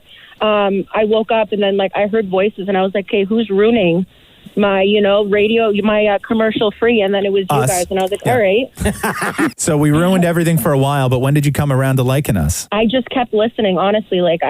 I had to be up for school anyways, so it was just the radio station that I kept on. So hold on here. So you may actually be one of, if not the very first person to ever listen to this show. So you were, because when this station launched, and they hadn't hired anybody to be hosts yet. And so they were just playing a ton of music and no commercials. Yeah. And so you were listening to that, and you would listen all night, and that was sort of your routine. And then one morning at like 5:30, you heard voices, and they were our voices. So you may have been one of the very first people to ever hear this show. Well, there you go. Perfect. That's crazy. Where did you go to after high school? You went to, you said college? I went to Humber for funeral services. Oh, wow. Yeah. What made you want to get into that business? I just really enjoyed, it sounds weird, but I just like really enjoyed going to like funerals. I don't know. So how do you feel? Let me ask you this. How do you feel in a time like coronavirus, being a funeral director? Because everything is different now, because people are dying like crazy, but you guys can't do regular funerals because you can't have people gather like that. So what are families doing right now? They're holding off. They are. Oh, really? Yeah. So we're just like keeping the bodies, and they're just like holding off until a later time. So like we actually have somebody who's been at our home for about 2 weeks now. And like, how long? Like, what's the timeline? Like, how long can you, like, without getting into specific details, how long can you keep someone there? I would say probably the longest we've had somebody is like a month. Yeah. But like if they wanted to do like cremation, like we can do that like ASAP, because it's just like usually like immediate family that will come and watch it, because like you can't have everybody like watch the cremation happen except for like immediate family or whoever else that they want in there. So usually like we can do those like ASAP, like super quick. But if they want like the whole shebang, like they have to wait. Right. Wow. God, yeah. What a business. What a So time. you started listening to the Roz and Mocha Show in 2009. All throughout high school, you went to college. What's your life like now? Are you married? Do you have kids? Are you dating? Are you living on your own? So I was living on my own. However, my grandmother is sick right now, so it's been me and my boyfriend. We moved in just to help her around. Like, she can't do stairs right now, and she's been living in like the same house for like 60 years. So like we just stay here with her. Like we cook for her, like do the groceries and all that stuff. Just to like make sure she's okay. Or else I was living on my own. Like we had like a nice little place. But honestly, like we're just saving money now just so we can get something better, and like helping her out at the same time. So like it's better for us this way. Yeah. Wow. That's wonderful. Well, thank you for being such a loyal, like beyond loyal fan of the Roz and Mocha Show. We're going into our 11th year now being together on the show and on the radio. So we can't thank you enough. You've had enough time to listen, to get to know us, get to know our lives. So I know you'll have an answer between Roz and Mocha. Who's your favorite? Oh, Roz. Me? Yeah. Really? Yeah, I have to choose Roz. Now, has it always been, or in the 11 years that you've been listening, has it gone back and forth? It's gone back and forth. Oh. Yeah. Okay. What did it start with? Oh, Mocha. Okay. What did Mocha do to lose your faith? Honestly, Or what did I do to gain it? you're just a little funnier with your comments and all that stuff. Oh, what? Hold on. How the tides have turned. Roz is the funny one now? Yeah. Damn. Apparently. Apparently, I'm the funny one now. Wow. Yeah. All right. See? There you go. I'll keep that up. Daniela, we There love you you go. so much. Thanks for listening to the Roz and Mocha Yeah, Show. no problem. Have a good day, guys. This is the Roz and Mocha Show podcast. Maria, it's Roz and Mocha. Damn, you're in a situation, huh? Easily fixable, though, Maria, I think. Easily fixable. I don't think you're in as rough a spot as you think you are. How old are you, Maria? I'm 23. Okay. So, Maria, you wrote us this. I have an ex that I dated 3 years ago for 2 years. So you guys have been split now for 3 years. You dated for 2, correct? Yeah. We were best friends in high school, and we started dating right after. I never felt love like I did with him. We broke up 3 years ago, but we still message once in a while, and he tells me he misses me, but he doesn't want a relationship like that. In the 3 years we've been broken up, 2 great guys have come into my life. The first one couldn't handle the fact that my ex was still around, and he left after a year. Then I started getting close with my college best friend, whom I've now known for 3 years and have been hooking up with since last summer. My college friend knows about my past situations with my ex, but he also is afraid of commitment in general and tells me I can have sex with whoever I want, but he gets jealous when I tell him about it. I really don't know what kind of dilemma I'm in. I just know I'm in one. Do I need to cut off one or both of these guys out of my life? But I don't know which one. Yeah. I can tell you which one, Maria. Which one? Your ex, like the original ex. It's complicated though, you know? No, it's not. But it is, because we have like a different kind of relationship. Like, he's not just my ex, like he's one of my closest friends, you know? So, like, I just really don't know what to do. Okay, I think you're the problem. I think I am the problem. Yeah, I don't think the guys are the problem. I think you're the problem. I think you're torturing yourself. I think that you are hanging on to guys. I think you're leaving doors open. I think that you're asking people to accept things that just no person should have to accept while getting into a new relationship. And now you've got yourself in some sort of weirdo open relationship with somebody you're dating, who you are then going and telling him all about the other guys you've been with. I think you're the problem. I think you need to just step back. First thing you have to do, okay, when you break up with somebody, is there's got to be a clean break. I don't care if they're your best friend. Yeah, I know, and I hear you talk about that all the time, and that's exactly what I did the first time I broke up with, we broke up, right? I went on a clean break, and I told him about it, and he's like, you know what? I never thought, you know. What do you mean what do you mean you made a clean break and then you told him about it? It's not a clean break. Like, I told him, like this is how it was. I was like, listen, like, the first guy that came into my life after we broke up, you know, he was like mad that my ex was still around. So I told my ex, look, there's a great guy I have, like a new guy. So, you know, I can't have you on social media. We can't be texting all the time. Like, it's not right, you know? So whatever, I deleted him and stuff. And then, you know. And then what? Then you added him again? Yeah, you added him again, right? Well, yeah, but then he's like to me, I didn't think we'd, you know. Hold on, do you still like this guy? Is the problem that you are still wanting a relationship with this guy? That's why you keep hanging on to him? I don't know. I just know I still have feelings there for him. Yeah, so you still like him. Of course, you still want to be with him. It is. It's very cruel of somebody who doesn't want to be with you, but they string you along knowing how you feel about them. Mm-hmm. That is a gross manipulation of somebody's feelings. I think that's exactly what this guy's doing to you, because he knows how much you're pining for him. That's what he does, you know, and I'm dry to him sometimes. And the other, it was like a month ago, we hung out, and he's like, buy me food. So I bought him food, and he's like, you love me, eh? Oh, my God. This guy's taking advantage of you. Why are you letting this guy in your life? Maria, what the hell? This is the worst relationship. And also, he's not your friend. Making you drive him places and then making you buy his food. And then when you buy it for him, when you give in, then he rubs it in your face by saying, yeah, you love me? Yeah. That's not a real friend. You got to want better than this. He's just not. And he loves the fact that you hook up with another guy and then that guy decides to bail on you because he can't handle the relationship that you have with your ex. Your ex loves that. Loves that he has that kind of power. He's taking advantage. And then you go and tell him that you were dating this guy and he couldn't handle your relationship and so he bailed. Your ex is loving this. He loves having that power. Why are you giving it to him? I don't know. Because you're still in love with him. That's why.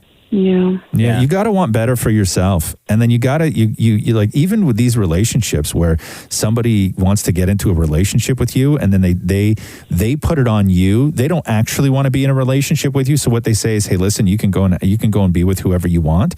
Just don't tell me about it. That's another scumbag. That's somebody else who's taking advantage of you. They don't want anything from you except for one thing. You're better than this, Maria. Yeah, no, you're right. I knew I had to do something about it. So when I said you're the problem, what I mean is you're the problem as in you are collecting these people who treat you so poorly because it gives you some sort of validation or there is hope at the end of something that maybe the guy you love is going to change his. No, it's not going to happen. You got to cut all these guys out of your life. All of them. All of them. I want to love wholeheartedly, I don't like half half-assing anything. And But you don't want to love wholeheartedly, because as soon as a new guy came into your life, you said, if you accept me, you have to accept the relationship that I have with my ex-boyfriend. Who treats you terribly, by the way. You don't want to love wholeheartedly. That's the exact opposite of wanting to love wholeheartedly. I know. You tell any new guy that some new guy has to accept your weird relationship with your ex? No. Get that confidence back, Maria. Clean break from all three of them. Concentrate on yourself. I will. All right? You're going to do this. Yes, I will. Okay. All right, girl. All right, well, thanks, guys. Thank you so much. This is the Roz and Mocha Show podcast. Oh, here we go. The food that people are ordering on Uber Eats during all of this self-isolation and quarantine. So Uber Eats did a bunch of tracking. They did it in a lot of places down in the States. They did it in 30 different states to find out what people are ordering the most. And everywhere across the board, there was one clear winner. There's a lot of differences, regional differences, everything else. But there's one clear winner across the board, which is what has spiked in Uber Eats that people are now craving. Burger and fries. You got it half right. Fries and gravy? No, French fries. Oh, just straight up fries? Everybody's ordering French fries. And because if you notice, and I don't know if because you haven't been in the grocery store in a long time, everything's sort of now getting restocked. They got toilet paper again, no Kleenex though. They got toilet paper again, they got pasta again, everything. The one thing grocery stores never have are frozen French fries. Everybody's snapping up frozen French fries, which kind of weird to me because they take up a lot of space in the freezer. Yeah. Right? Like to me, if you're building your stockpile of necessities, frozen fries wouldn't necessarily be that high on the list. Unless you plan on going through them quick. But everybody wants French fries right now. Like me and that bag of Skittles last night. Oh man, I regret, bro. This is the Roz and Mocha Show podcast. How you doing? What is the matter with you, man? What is going on with you? How do you look so, I don't want to say terrible, but I think that you would agree. I've never felt so bad in my life. What does it matter with you? Look at this. Look at your hair. You're disheveled. Like, no offense, but you look like you got hit by a bus. We're all trying to do our best here. You're in there slumped over. Honey, this is my best. No, it's not. You're capable of so much more. I know that. I'm so tired. What does it matter with you? Okay, here's the situation. Okay. My dog peed on my floor right beside the bed last night. Okay. And then started barking for us to clean it up. This was at like 2:00 in the morning. Yes. And somehow that's my fault. Right. So, well, did you take the dog out before you went to bed? He's doing great with this. He's only peeing outside, but I think he wanted attention. I'm sorry I talk so much about my dog. I know, but I'm a new parent. Okay. So is this why you look so terrible today? You couldn't get yourself together? Because then I was up since then. So like I couldn't fall back to sleep. Look at your hair. Like it or looks Matthew wouldn't let you fall back to sleep until... No, because he was in the living room going, did Andy make a mistake? Did Andy make a mistake? Oh. Because that's right. So for people who don't fully understand, you've been sleeping on the couch for how long now? What 4 weeks? 4 weeks now. Moore's been sleeping on the couch. I'm going to take a picture of you so you can see what you look like. Because I think even you will be impressed. Impressed? Okay, I gotta use the zoom because I can't get that close to you. Okay, hold on here. Okay, and ready? Mm-hmm. There we go. Okay, here, take a look at this. Look at you. Whoa, yeah, exactly. Whoa. That's what we got to look at for the next 4 hours. I know. I'm like, you come in here every day and you just want to... What filter are you using on me? What filter am I using? I think it's the one called normal. Yeah, it's called lens. It's called real life. You know, you come in here every day just hoping to be inspired. Right, you know? Amped up a little bit. Take your mind off of things. I look through the glass and it's all the show's been on for like, I don't even know, 5 minutes. And Maury's head is in his hand. He's rubbing his eyes already. His hair's all messy. How are you going to fix this problem at home? All I need is some chocolate. No. How are you going to fix this problem at home? Oh, at home? Yeah. I don't know. What would you do? No, it's not my problem. No, it's your problem. You have to have a plan to fix the problem. I don't know. Like, I need your advice. So the dog peed in the bedroom on the carpet? No, Maury sleeps on the couch. He peed in the living room on the carpet. Yeah, the living room. I said beside my bed because like, I don't know. We all know. Sorry. We all know he's sleeping on the couch. And then the dog started barking. Yeah, to like, clean this up. Wow. But don't you have pee pads in place? Yeah, they were over there and he peed over here. Wow. Because he doesn't like peeing on the pee pads anymore. Yeah. Also, I still think that you guys don't take that dog out enough to I do took its your advice. business. He's going out 6 times yesterday. Uh-huh. Yeah. I think that pee pads are a bad idea. So do I. Well, what are you supposed to do? Take the dog out. No, you do, but you still need the pee pads for the what ifs. What did people do before pee pads? Nothing. They took the dog out constantly. Constantly, you take the dog out. There had to have been something. Like No. How many times is Matthew taking the dog out, or Matthew's just the fun parent that stays? No, I do all the taking. You do all, yeah. You do Which all is the- funny because, like, my dog, like, I don't like. Obviously, when your dog humps your leg or something, it's not like it's a bad thing. But I'm like jealously because Andy's only humping Matthew's leg and it's not humping my leg. Sorry, And, the dog's not humping your leg, or Matthew's not? Can't fix that problem, bro. This is the Roz and Mocha Show podcast. Linda, welcome back to the Roz and Mocha Show. How you doing? Good morning. How are you guys? Doing good. We talked to you back in January, and you had a wild story. Your original letter to us was this. Hi, Roz and Mocha, fix my life. I've been dating somebody for 9 months now, and things are going great. But I asked the standard questions. If he was married, kids, social media, all this other stuff, and he said no. Anyway, I found him on Facebook. And he's not been active, you said, since 2018. But his pics from 2 years ago clearly show him with his family. 2 kids and wife or girlfriend. Now, you had not said anything at the time because you didn't want him to think that you were snooping or crazy. And then you asked what you should do. And overwhelmingly, we were like, well, you can't live a lie, right? Mm-hmm. Like, the lie is either he's lying to you about his past, or the lie is going to be you don't know about his past. And then the two of you are going to live a lie. And you can't build a relationship like this, even after 9 months. So what happened? Because you said also the relationship was going really well, and there's a chance that you may be the side piece in all of this, which you, Linda, are totally not okay with. Right. No. So what happened? I showed him the picture. Okay. And? He replied and said it was his cousin. Oh, get You guys out have of the here. picture. Okay, hold on here. So you showed him a picture of him with kids and who you presume to be his girlfriend, his ex-girlfriend or his wife, and he said that was his cousin? Yeah. Now, did you text it to him, or you had a conversation face to face to see what his reaction No, would I be did like? it through text. Ah. Come on now, Linda. Come on. I did. But then for about 2 months, things were good. And then I found him online, and I was like, that's it. What do you mean you found him online? Back on Facebook? No, on a dating site. Oh. Oh, no. He was on a dating site? Yeah. So what made you suspect that he was on a dating site? Like, what made you want to go and search all that out? I didn't search it. I was actually at work, and a girlfriend of mine, she was on the site, and I seen it. Oh, no. Yeah.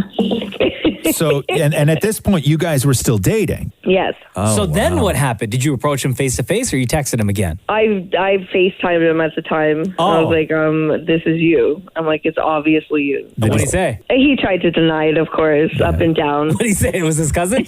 Me and my cousin, we look alike. Wow. Oh. It was a mess for a minute, but it ended. Oh, it ended? Yeah. Okay. And how long after we talked to you did all this go down? How long did it continue on for? Up until 2 weeks ago. Oh, wow. Yeah. So you just broke up. Yeah. Now, yeah. did you ever get any sort of closure about the whole second family thing? Like, did he ever admit that was his kids and stuff, or no? And did so he's still saying that was his cousin and like his cousin's kids? Come on, No, bro. okay, so hold on here. Let me clear up the cousin thing. Was he saying the guy in the picture was his cousin, or is he saying the woman in the picture was his cousin? The woman was his cousin, and those were her kids.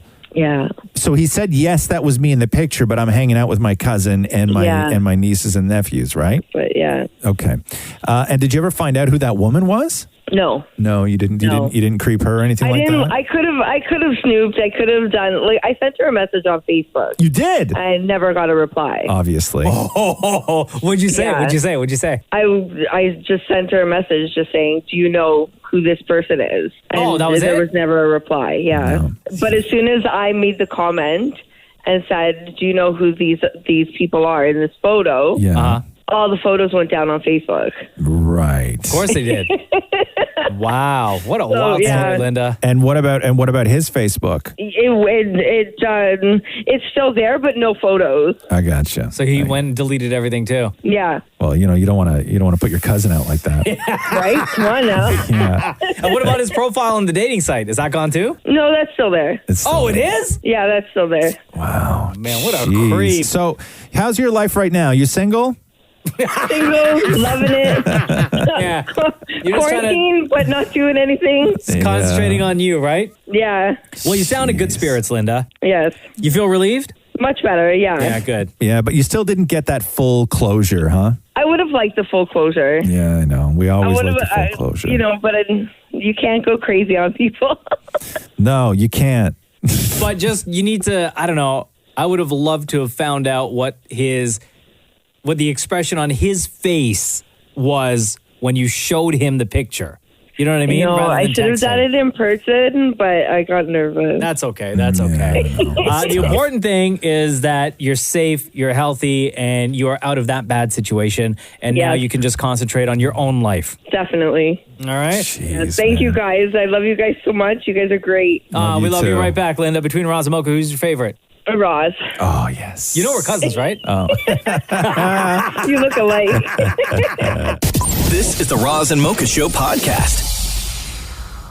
The news on the podcast is always a special time. Really is. Really is. Hey, Mocha, you ready? Uh-huh. Let's do the news! A Roz and Mocha Show and Kiss 92.5 News Break. J-Lo on Ellen today. Ellen's back up doing shows from She's Still at Home. All her guests are still at home. Ellen's guest today is J-Lo, talking about how being in self-isolation has affected the plans for her wedding with A-Rod. All right, so I assume this whole quarantine and everything is affecting the wedding date, because I am sure you were about to get married any day now, and now you can't. Any day now? Actually, it did affect it a little bit. So we will see what happens now. I really don't know what's going to happen now. As far as dates or anything like that, we're just kind of in a holding pattern like the rest of the world. So again, it's something we're just going to have to wait and see in a few months how this all pans out. And the reunion show that they're doing, this sort of new episode that hasn't even been really confirmed by Netflix yet. It's been confirmed by Jeff Lowe on the show. Apparently it's happening this week. But Carol Baskin, the headline reads, Tiger King's Carol Baskin refuses to appear in reunion episode after claiming that the Netflix docuseries is full of, quote, lies and innuendos. But here's the whole thing with refuses, right? That's like me saying, I refuse to date J-Lo. Well, J-Lo never asked me to date her. So this is this actual story. Carol, who has claimed that the series, again, is full of lies and innuendos, has said that she wasn't approached, also would not participate. Oh. Carol's rep told Entertainment Weekly, we have not been approached about a new episode and would not participate if asked. But that's like me saying, I was never approached by the Toronto Raptors to play for the team. But you know what? I would never play for the team. No, it's like you flip it, though. It's like you saying, I refuse to play for the Raptors. Well, they never asked. Like, I love the Raptors and everything. Yeah. But they're better off without me as a player. Yeah. It's so wild to see what all these celebs are doing to kill time while at home with just their phone, and they try and connect with fans, and it's wild what it's come to, and it hasn't even been this long. But I think it's great. I was watching a video yesterday with Reese Witherspoon and Offset talking about classic cars on IG Live. Like, in what world would their lives, their paths cross? I don't know. I guess now. They seem to have a lot in common. Yeah. And then Matthew McConaughey's back at it. He was playing virtual bingo with a nursing home. So Matthew McConaughey he was not. Matthew McConaughey was at home.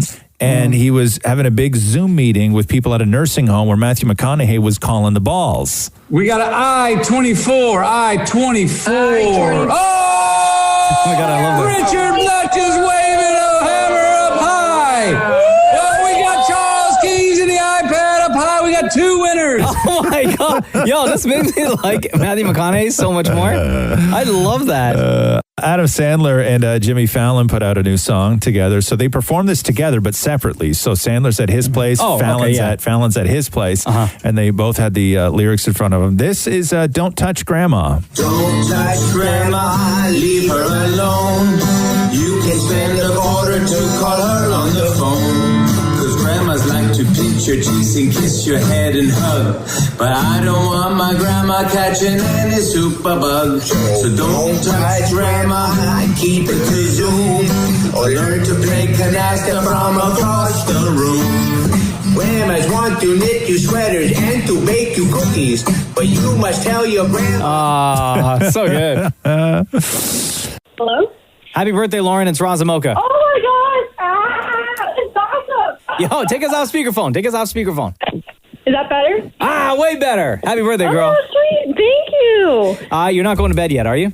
No, I just got home actually. Okay, so Lauren texted us, Roz. It's her 30th birthday today, and she was making her way home from work. She's a nurse, so she works overnight. How many hours did you put in last night? I actually did a 24-hour shift yesterday. 24 hours? Oh my God. Yeah, when you're that short, so. Oh, man. So what do you do after a 24-hour shift on your birthday when you get home? I eat cake. Yeah? Oh, nice. Yeah. Did you already have the cake, or do you have it in front of you and you're going to have it? I bought it yesterday, actually. Oh, I could okay. have this when I got home, yeah. What kind? Confetti cake, of course. Of course. Well, what? You got to do it up. You got to do it what up. other kind is there for your birthday? And what are you doing to celebrate all day today? Are you just going to crash, just going to sleep all day? Probably not. Don't want to waste my day, but I'll just hang out. Not much to do now, but Yeah. And when do you have to go back to work?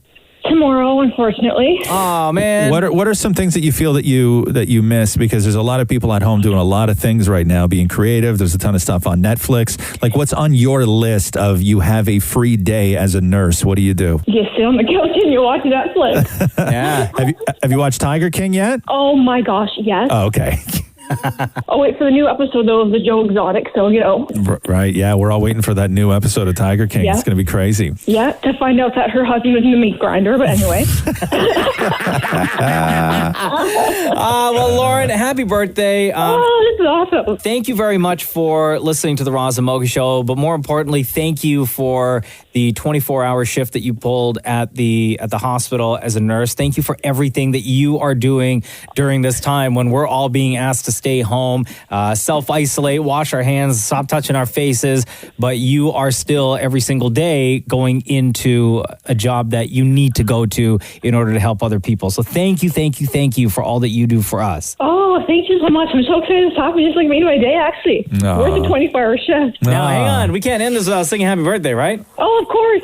Okay, so are you ready? Yes. Hold on one second. What's the name again? Lauren. Okay. Sorry. All right, Lauren. Ready? 1, 2, 3. Happy birthday to you. Happy birthday to you. Happy birthday, dear Lauren. Happy birthday to you. Oh, thank God. That's Happy awesome. birthday, Lauren. We love you. Oh, I love you guys. It's been a long 10 years. I remember going to nursing school, actually, when I started listening to you guys. So. Wow. Damn, between Roz and Mocha, who's your favorite? Roz. Yes. Yeah. The guy that didn't even remember your name? Listen, Lauren, I can't thank you enough, Lauren. Shut up, man. It's just the realness. People need to hear the truth sometimes. You don't need to sugarcoat things. Thank you. That 24 hours that you're working is messing with your brain today, girl. Probably is. No, come on. Thank you, Lauren. All right. Thanks so much, guys. Have a good day. Keep safe, eh? Tiger King director Rebecca Chaiklin had said this. Did she say it moistly? No. She was asked if Joe Exotic was racist. And her answer, Okay. And her answer was, yes, Joe is racist. I would say categorically. She went on to say, he said things when we were filming that were very unsettling. And then asked why they didn't put any of that in the documentary. She said that it didn't have any context to the story. One of the co-directors said, I think most of it was ignorance and not having a lot of exposure. I think he even evolved over the course of the time we filmed. So maybe he was super racist and then was just almost just like a little racist. Last week when we got this clip. Going on here in this country, it's absolutely pathetic. I can't say the N-word, but you can get on YouTube and watch any black man's rap video, and they're calling each other the N-word. What the hell? Is this discrimination? I'm white, I can't say the N-word and they can? Okay, yeah. Yes. Yeah, that's exactly Correct. what that means. You're white and you cannot say the N-word. Correct. Tori Spelling is being ripped for charging fans $95 for virtual meet and greets. What? $95? Yeah. So I guess... Listen, Donna. I know. So I guess what was happening is that she was giving 20 lucky fans. It was supposed to happen today. Tomorrow. 20 lucky fans the opportunity to, I guess, maybe Zoom with her or something. I don't know. And then to do virtual selfies with her. So how much? It would be $95. Because we know Tori Spelling is so far in the hole financially. And like American Express has publicly said how much she owes American Express.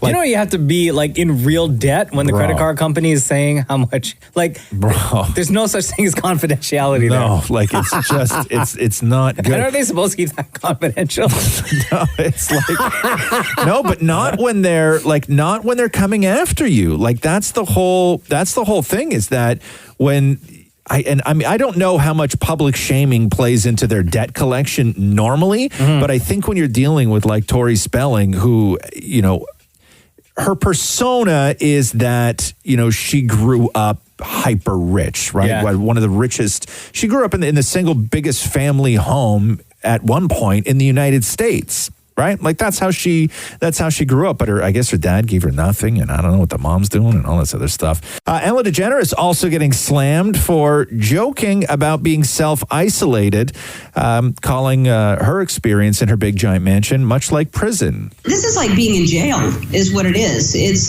mostly because I've been wearing the same clothes for 10 days and everyone in here is gay. Now, okay.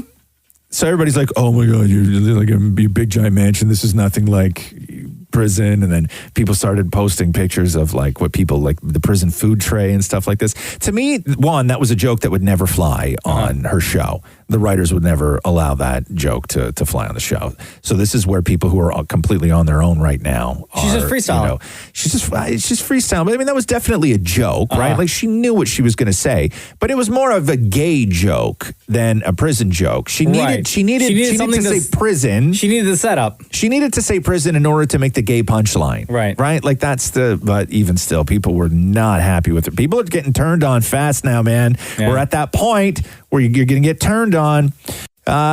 Major League Baseball, union discussions going on right now, and there's no confirmed on the record hardcore info, but one of the scenarios would see all 30 ball teams playing in the same empty arena in Arizona. Okay. Or stadium, not arena, stadium in Arizona. Because NHL's talking about that as well. I think a lot of people are talking about it. So they had said possibly this. playing like North Dakota or something. Yeah. And then the NBA, I think, said that they wanted to play in all Vegas. Games in Vegas. Idiots. Big mistake, the guys. dirtiest place on the face of the earth. Do you know how slow those games would be if you put all the NBA players in Vegas for 6 months? Right. You know how slow first of all those games, none of those games could happen before noon. There'd be no early afternoon games. No, absolutely not. Right. Zero afternoon games. And then they got to deal with all their side chicks out there. You don't need that drama. Come on, guys. Well. Jack Dorsey, co-founder and CEO of Twitter, says that he's decided to dedicate more than a quarter of his wealth to a new fund for charitable causes with the immediate focus on coronavirus relief efforts. Wow. He'll transfer $1 billion of his equity in Square, that is the digital payments company that he also co-founded, to a limited liability company called Start Small. And he said in a series of tweets out yesterday that amount accounts for 28% of his total wealth. Wow. Now, the headline is that Jack Dorsey just donated $1 billion to fight coronavirus or for coronavirus relief. So only a portion of this. So he put the $1 billion in equity into this fund, which is going to be apparently completely transparent. You'll be able to track where all the money goes. Now, once this is done, it's not like $1 billion is going towards coronavirus. So this is going to be a total initiative over time. Gotcha. So when the coronavirus portions are done and coronavirus is no longer the issue that it is today, the remaining money will go towards other things. Gotcha. But yes, he just gave away. That's crazy, He's man. dedicating $1 billion of Good his for him. wealth to charity. So that's good, I guess. So Post Malone is, I guess, countersuing the guy who sued him over Circles. So somebody sued him, and now he's suing that person. Yeah, Okay. so Circles, as we know, was a massive hit, and I didn't even know Post Malone was only 24. I thought he was older than that. It's so hard to tell when you start tattooing your face. Yeah. Because to me, there's no way that a mother would allow their 24-year-old to put a tattoo on their face. So I always think anybody with a face tattoo is much older than 24. He looks way older than He looks way older than 24. Yeah. He's got some city miles on him. So he's being accused of not giving proper credit to fellow musician Tyler Armes.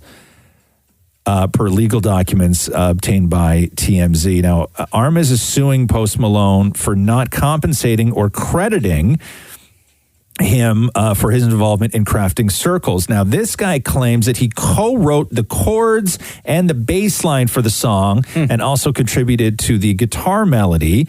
He was allegedly offered 5% of publishing royalties with no songwriting credits, and then he pushed for a bigger cut and credits and was reportedly told no. So now I guess Post Malone yesterday fired back with another lawsuit, countersuit, claiming that Armes has no claims at all to Circles. So it's not looking good for those guys. That's what always happens, though, man. You get one thing that that takes off. Next thing you know, you get your ass suit off, right? Yep. That's what happens. But yeah, 24. That's a gamble. Post Malone looks very old for 24. I know a lot of people like him. A lot of people find Post Malone sexy, too. Mm-hmm. Also, WestJet says that it's going to rehire nearly 6,400 workers thanks to Ottawa's wage subsidy program. CEO Ed Sims says, though, that it does not mean that everyone will automatically go back to work because there might not be enough work to go around. Air Canada also announced yesterday the same subsidy would be used to hire back more than 16,000 of their laid-off workers. Here we go with another major cancellation, and they just keep getting later and later into the year. No Caravana this year. Oh, no! Yeah. So now we're into events that are going to be taking place in August. Right? I had a feeling. Because it's over that long weekend. So it ends in August. You know what's next, right? So the other big ones are what? Indy? Yeah. The CNE? And TIFF? Yep. Well, TIFF September. I know. So we're still in August right now for things being canceled. Yeah, but they just, 2 weeks ago? Yeah. They just canceled Pride weekend. I know. So now we got Pride. There's no Caravana. And then it's... So in 2 weeks they're going to announce no Indy? And then 2 weeks after that they're going to announce no TIFF? Yeah. When does the Indy happen? Indy happens much earlier. No, it's July. Is it July? Yeah, man. No, because... A big one. What's that? A big one. CNE. That's what I just said. That's what he said. Oh, yeah, that. Yeah, so I don't know, man. Bernie Sanders dropped out of the presidential race, and Cardi B is furious that young voters didn't show up to support Bernie. Bernie, and he dropped out of the race. I'm guessing he dropped out because I'm seeing he probably saw that he didn't had a good chance at winning. And the get me mad about it is that it's like I see a lot of young people because I see a lot of young people on the internet always lying. Y'all young motherfuckers. I'm getting sick of y'all. I'm getting sick of y'all. I'm about to start hanging out with my grandma's friends because they vote. Y'all don't vote. And that getting me tight. You want to know why? Because y'all be like, we love Bernie. I be seeing all over Twitter like, y'all love Bernie. Y'all love Bernie. But y'all wasn't voting. Y'all wasn't voting. What the up with that? Now, you know who vote? You know who be voting? You know who be voting? Older people. People that don't give a about going to college. I don't give a about going to college and whatever. I went to college in 1950, 1960. Why the I get a I don't care about being healthy, Medicare. I'm living off my mother pensions. I worked my whole life. I'm living good. Like, what you mean? Okay, so Hold on, the Cardi B vote? She never said in there whether or not she voted. I don't know what or was state it just is not she for, in. It wouldn't have been for her state. We don't know if she's in New York, California. I don't know. I don't know where she is. I know a couple of weeks ago this was sort of a joke headline, but let me give you the raw numbers for the global condom shortage that is going to happen. Oh. As the coronavirus pandemic shutters factories and disrupts supply chains, the world's top maker of condoms said that the United Nations are warning of a, quote, devastating consequence. Malaysia is one of the world's top rubber producers and a major source of condoms, imposed a nationwide lockdown last month because of they had the highest levels in Southeast Asia of COVID-19. Restrictions on the operation of Malaysian contraceptive giant Carex, that's the name of the company, which supplies a whole bunch of other condom companies with their condoms, which makes 1 in every 5 condoms globally. This company does. Means that the firm expects to produce 200 million fewer condoms than usual from mid-March to mid-April. That's a lot of condoms. Quote, the world will definitely see a condom shortage. The UN is also sounding the alarm with its Sexual and Reproductive Health Agency warning that it can currently only get about 50% of its usual condom supplies due to coronavirus disruptions. So yes, I know it's fun to talk about and goof about, but there will be a massive condom shortage. And everybody is locked in houses together. Okay? So what are y'all going to do? Okay. Trump was asked by a reporter yesterday if he would pardon What? Joe Exotic from Tiger King. Oh, stop it. Are you serious? Yes. The biggest rating hits of the coronavirus, aside from these briefings, has been a show on Netflix called Tiger King. Yeah. And the man who's the star of this is a former zoo owner who's serving a 22-year prison sentence. He's asking you for a pardon, saying he was unfairly convicted. Your son yesterday jokingly said that he was going to advocate for it, and I was wondering if you've seen the show and if you have any thoughts on pardoning Joe Exotic. Which son? It must be Don.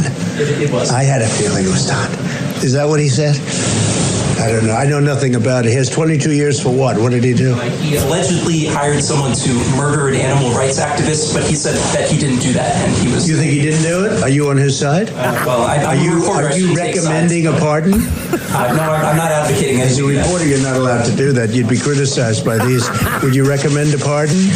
I'm not weighing in on time. I don't think you would. Go ahead. You have a question? I do like Joe Exotic. I'll take a look. Is that Joe Exotic? That's Joe Exotic. And now it's time for Ask Roz and Mocha. Yo, Min, what's up? It's Roz and Mocha. How are you? How's it going, Mocha? Good, buddy. Did I say your name right? Yeah. Okay, how are things in BC where you are? That's good. Yeah, keeping safe? Yeah. Well, thank you for giving us a minute of your time. Making fun of the man's name. Not cool, Maury. All right, Min, what is your question? My question is actually a riddle. It's a riddle for Maury. So, wait, before you ask your question, before you give out this riddle, because we ran into this problem before, do you have the answer? Yes. Oh, okay, good. Okay. All right, go ahead. What's your riddle for Damnit Maurie? There are 2 fathers and 2 sons. They walk into a candy store and each buy a candy bar for 50 cents. The total for all the candy bars was $1.50. How is that possible? There are 2 fathers and 2 sons, and they all went into a candy store and bought candy for 50 cents each. Mm-hmm. There are 2 fathers and 2 sons. Well, see, here's the thing I'm asking. So I drew the fathers and I drew the sons. Yes. Mm-hmm. So I got that. See? Okay. Yeah. You maybe write like father, son, father, son.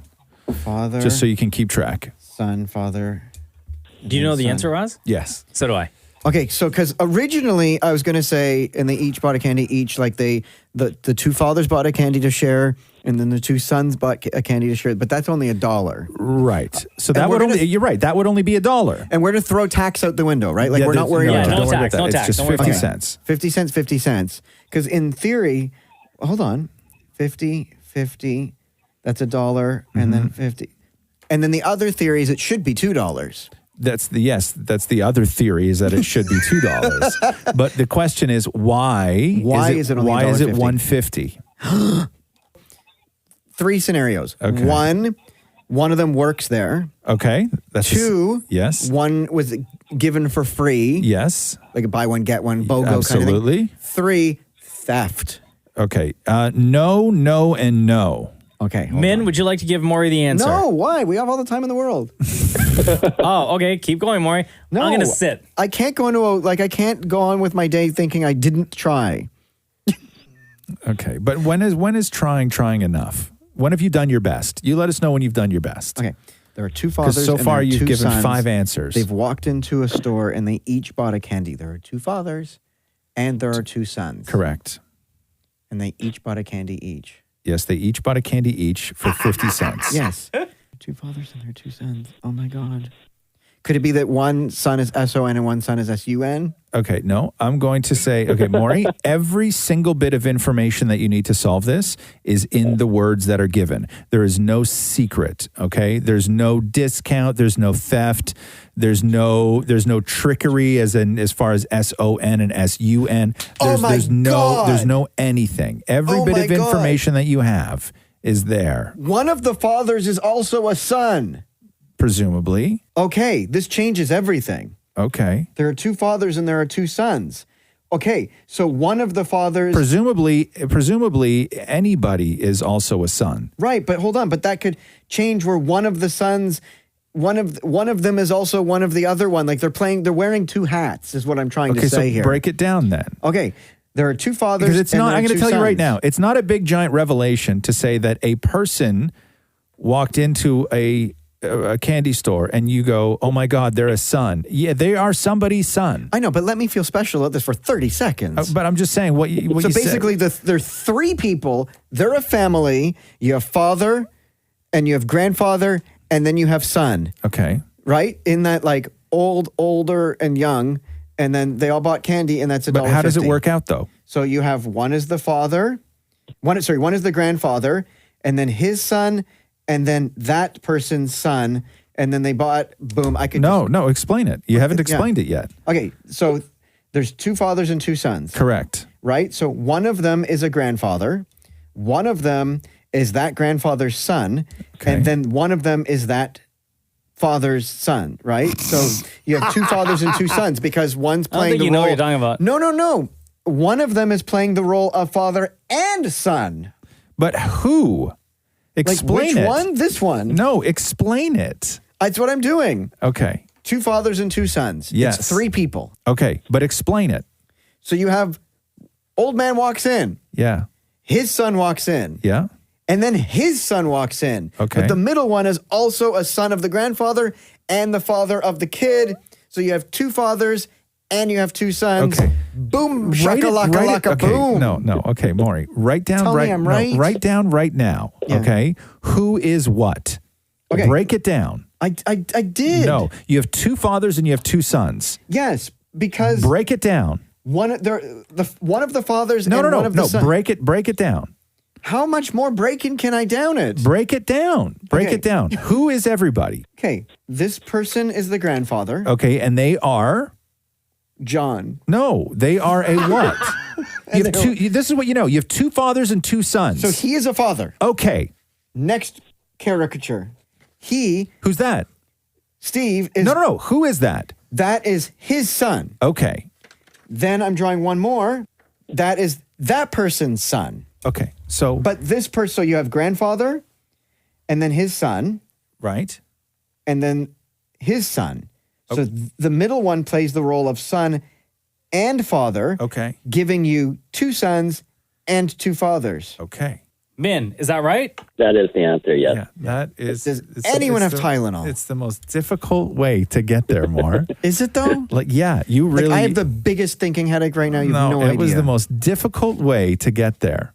But yes, it's correct. Oh my I God. thought he was going to say he was going to dent a chocolate bar or something. Yeah. All you had to do, Maury, is just say this, okay?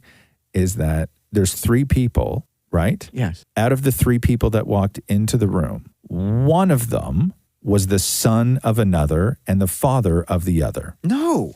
Yeah, boom. That would have been No. 4 seconds right there. No. You have The grandfather. No. It's only the only person that matters is the one who has double role, wearing two hats, as you said. Yeah. Where all you have to say is there's three people. Yes. One of them is the son of one of them. Yes. He is also the father of one of them.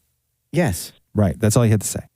But I did. Yo, Min, we appreciate you, brother. Thank you so much for listening. Thank you, Mocha. There's infinite amount of those riddles too. I love them. I've heard that same riddle told now. Like, I don't even know. You've done that riddle on this show before 1,000 times. Yeah. Can I just say I love doing riddles because you walk out of here with your head held high if you get them right. Really, huh? How many times has that happened? Not many. So give me that. I will give you that to you. I want to go back to our last podcast real quick before we continue with questions. All right. On episode 153, when we were talking about failed beverages and Time Magazine had that list, right? And Yes. Orbitz, that drink was on the list. Yep. And then we started getting into the conversation of New Coke. Yeah. Because I was listening. Okay. And the amount of times you, Roz, said Coke and New Coke within that segment was Right? crazy. Okay. That's the only thing that stuck out in my mind. Because I found it difficult that you didn't remember New Coke. So what I did was I edited together all the times that you said the word Coke, whether it was New Coke, Coke, or Coca-Cola Classic. Okay. A New Coke. New Coke. New Coke. We loved New Coke up here. New Coke? New Coke. Coke, a can of Coke, Coca-Cola Classic. Okay. New Coke, New Coke, New Coke. New Coke, Old Coke. There was just New Coke now. New Coke. And New Coke, Coke. Coca-Cola Classic, Coca-Cola, New Coke, Coke, Coke, Coke, Coke, New Coke, New Coke, New Coke, New Coke. Oh, wow. Jeez. Bro, you love Coke, huh? That was crazy. You know, the funny thing is, I don't. You're like, I'm a Pepsi guy. Yeah, no. Even when I did drink soda, I drank Pepsi. I never drank Coke. I never drank. And I haven't had, that's crazy. I can't believe we said Coke the amount of times. Or I said Coke that amount of times. Rather. Okay. Mrs. Martin asks, what the heck is fingertippies? Oh, wow. Let me tell you. So fingertippies, and did this start with you and Matthew, and then you tried to bring it? No, this is exclusive to us. It originated when I was really in need of you and I to have our thing. Oh, that's what it was, right? So so Maurie wanted desperately for us to have a thing, like something that was just ours, whether it was like a greeting or a saying or a whatever it was. And Maurie was trying out things, and what he landed on that could be our thing as far as our special greeting, our secret handshake, was something that he called fingertippies, which is when I get into the car, he takes his hand and slowly puts it over towards me and then just extends his baby finger out. And I'm supposed to take my baby finger and touch the end of his baby finger gently with it. Like it's not in like a high five motion. And- There's nothing aggressive about it. And you have to vocally say fingertippies. Right, which I don't do. And the problem is that as the week goes on, as we've said, so it starts off where I get in the car and Maurie's hand extends over to me. And then as the week goes on, his hand passes a shorter and shorter and shorter distance. So by the time we get to Friday, literally his hand is on his lap with his baby finger sticking out. Fingertip. And he wants me to go for it there, right? Like, no. Harassment, bro. Yeah, That's what it sounds like to me. Thank you. June asks, has being in quarantine made you realize something that you never realized before or taken for granted? Yeah. Okay. What? That my husband and I, we were better off when we had moments apart. Yes. And I think I speak, like all joking aside, I'm sure that's for a lot of people. Yeah, like I will say, like people have to understand as well. So quarantining right now is very different from somebody like Maurie, because the way Maurie's job is, Maurie wakes up very, very early in the morning, goes to work. Maurie gets home after doing this show at like 10:30. I'm usually on by like 11:30. 11. So let's say 11 o'clock, right? Yeah. So Matthew normally gets home on a work day at what time? Like 7 p.m. 7 p.m. So you have to understand that Maurie has from 11 a.m. until 7 p.m. How many hours is that, Maurie? Okay, so 11, 12, 21, 1, 2, 3, 3, 4, Oh my God, 5, dude. 6, Come on. 7, Okay. 7 hours. Wrong. 8 hours. 8 hours. It was right there. And you counted on your fingers. Come on, so man. you have to understand, Maurie has a full 8 hours at home alone. Yeah. Right? Alone at home. And then Matthew gets home at 7. They can have a little bit of an evening and then they both go to bed. But the cool thing about it So is I now- can nap. Yes. I can use the computer because we're now fighting over who gets the use of the computer. Right. So for you guys, it's a very different scenario because you work and you go home, but you sort of have the best of both worlds, which is you work a full-time job, but then when you go home, you have 7 hours that you're at home before your significant other gets home. In silence to do anything you want. You can watch whatever you want on the computer. You can do all of that stuff, right? But now that Matthew's home, your entire life is upended. Oh, it's loud. It's like I can't even nap. It's just like he's on the phone. Can I tell you, yesterday, so I'm sitting at the dining room table on my laptop, and he's in the office on our main home computer that I also use for video editing and Do stuff. you know that you've only now just recently started calling it our main home computer and not my home computer? Because I have to. Yes. So he stepped out of the office and he looks at me and goes, oh my God, it's totally like I have an office and I'm your boss and you're out here with all the other people. Oh no, you're the assistant. You're the 'Cause employee. He's in the office. You're the part-timer. I know. Oh no. Oh, God. I'm in the cubicle. Oh, see, that's rough. Yeah. So, and I don't know if most people have it that rough. I think that a lot of people are sort of making the best out of it. For me, the difficult... wait, yeah, real quick. Yeah, Doesn't Matthew also make you, while he's on the computer, on his Zoom meetings, make you bring him like tea or drinks or anything like that? So he looks like a big shot? He summons you? Yeah, yesterday it was toast. You had to bring him a slice of toast? Yeah, with goat cheese on it. So that it looks like I'm handing him something so it makes him feel important in front of all of his friends. Right. I'll tell you, the thing for me that's difficult because I come in here in the morning and do this show, and then I go home, and from the home office, I do all the ET Canada stuff. So Yeah. I tape all my video links, I do all the voiceover work, I do interviews for the show. So I do all of that from there. The difficult thing for me is when I'm in there, like I go home and I go into the office and pretty much all day I'm in there just because I'm waiting for stuff to come in and I'm reading about the next thing I have to do. And every now and then I'll just kind of go out to the living room and I'll hang around and I'll see how Catherine's doing and Roxy's doing and everything else. But the thing that's difficult is you sort of get that look of like, are you going to be in here all day? Yeah. Where I then have to, I then have to say, this is my, like this is as if I'm not here, right? Like the workload for me. Well, like where else are you going to go? No, like out to hang out with them. Oh, okay, gotcha. Right? Like it's Are I'm they not- saying it in a way like you're bothering them, or No, as in like, where are you? Oh, they want to spend time with you. They want to spend time with Oh, me. okay, right? gotcha. So like, yesterday, yesterday I in between two different interviews that I had, I went out and I cranked the oven up, and Roxy and I took 20 minutes and made a pizza and then threw that in the oven. And as Cute. soon as it was done, I had to go back in and do more work.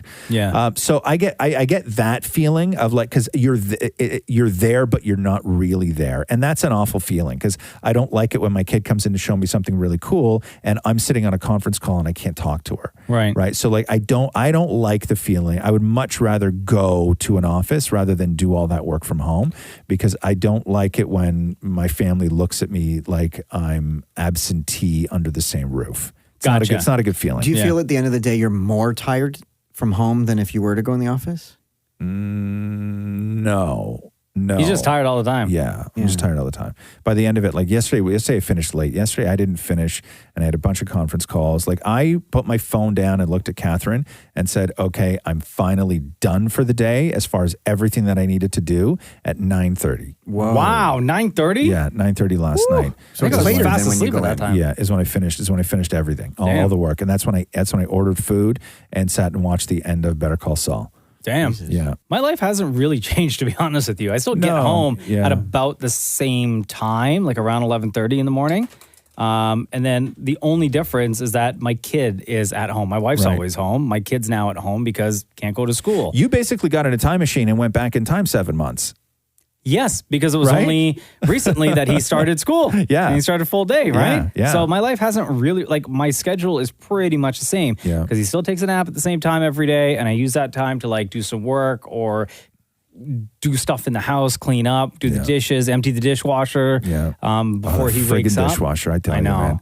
I know. That And since friggin' we've been dishwasher. home and like cooking and Twice a eating day you run the meals. dishwasher. Yeah. Yeah. We're running it once a day. Yeah. But we load it up with dishes every single day with the amount of cooking that's happening. We were right? twice a day. We were twice a day on Monday. Wow, really? With the dishwasher, yeah. Because everyone's home, you're eating more. Yeah, cooking. You need 2 big meals. Jesus. 2 big meals and prep. And then Catherine and Roxy do a round of baking. That's 2 full runs of the dishwasher.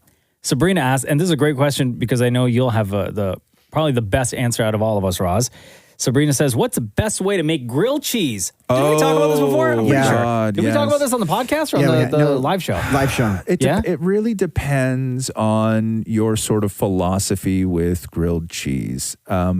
As much as I love really good cheeses, like a good Gruyere or a good cheddar or shaved this or whatever, I will always sort of go back when making a grilled cheese to using processed singles, American cheese.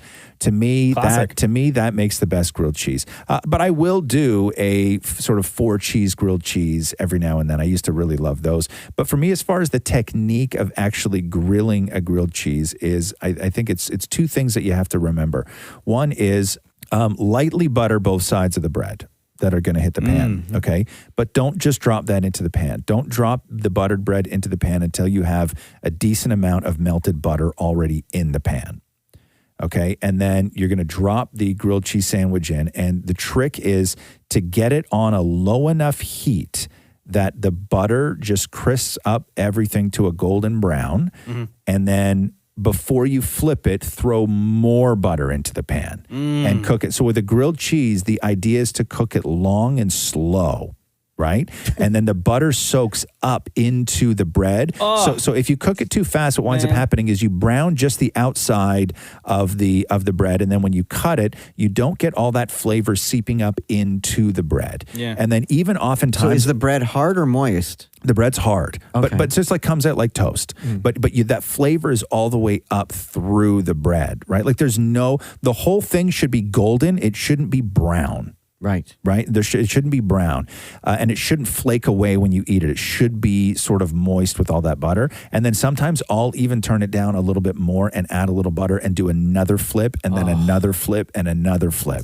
And then by that time when you cut it, whatever cheese you put in it should just like ooze. There should be no it should not in any way resemble the cheese that you had originally put in it. Like even if you're using good cheeses, it needs to be in there because believe me, if you're using like fresh cheddar or Gruyere or anything like that, the amount of time and consistent heat that you need to get to turn that to that beautiful sort of milky cheese that you want in a grilled cheese takes a long time. And you'd be surprised how long it actually takes a grilled cheese to cook to get that cheese that consistent. I do it the old-fashioned way. Which is? Because I was taught by my legal guardian, Susie, you put the bread, butter, cheese, and all that stuff into tinfoil. Yeah. And you heat up an iron, and then you cook it with the iron. What? Yeah. So you fold, like you build your grilled cheese sandwich, you wrap it up in tinfoil. But that's just bread. That's not, where's the grilled part? Oh, with the iron. But the iron is not actually touching it, so that you're just mushing bread. No, but you're heating it with the hot iron. But you're not toasting it, though. You're just heating mushed bread at You're that also point. destroying your iron by burning tinfoil. But this is how I've done it. And then you just heat it up. How do you normally make a grilled grilled cheese? How do you normally make a grilled cheese? 2 pieces of toast, bread, and then it goes in the microwave? Like 2 pieces of toast, cheese, bread, and that way too, yeah. And that goes in the microwave. And then you In take the it microwave? out. Yeah, because then you because then you watch. No. So you Melted make cheese? toast. You make toast. Oh, and then you put it in the microwave. And then you put Oh. cheese in between the toast. Yeah. You know, my thing, as much as I love grilled cheese sandwiches, did you ever make the mistake of thinking that you could pack one up and eat it for lunch at school? Yes. Oh, yeah. Huge mistake. Worst. No, you have to eat that stuff fresh. Did you know that if you do it in the microwave, you can put another piece of cheese on top? What's the best condiment to go with grilled cheese sandwich? Ketchup. Yeah, ketchup. Yeah, see, I go HP sauce. Or good horseradish. Yeah, see, I like the spice of HP sauce. Yeah. HP sauce and a grilled cheese. Oh my God. It's so good. Samantha wants to know what Damnit Maurie's favorite song is and if you are willing to sing it for us, Maurie. Put on my blue suede shoes and I boarded the plane. Touchdown in the land of the Delta Stop. Blues. Did you just say boarded the plane? No. It sounded like you said boarded. Dude, now I have to start again because if I stop, I don't know the rest. Okay, go. Okay, go. Put on my blue suede shoes. Did you just and- say poot? Poot on? Poot. I have to start again. Okay, go. Put on. Yeah. Yo, you remember that photo of Demi Lovato from the red carpet somewhere? Yeah, Poot Lovato. And then everyone say, that doesn't look like Demi Lovato. That's her sister, Poot Lovato. Okay, anyway, sorry, go on. Put on my blue suede shoes and I boarded the plane. Sorry, I have to start again. Put on my blue suede shoes and I boarded the plane.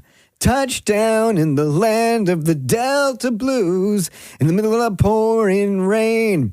W.C. Andy, wash it down over me. Wash it. Did you just, the man just said wash it. I wasn't going to point it out. Turn my computer up for 1 second, Mocha. I wasn't going to point it out because I didn't want him to start from the beginning again. Wash it down. Okay. Wash it. Yeah. Okay. So here we go. Take a listen to this. And if you are Mark Cohen or anybody, don't nab us for copyright on this, okay? We're only going to play a little bit, promise. And trust, okay? Oh, God, I'm going to cry. I'm going to just hit pause in case the, you know what I mean? Because they got the bots that track it, right? I know, okay, I know. Okay. You have to play it in pieces. Yeah, I'm going to have to play it in chunks. Okay.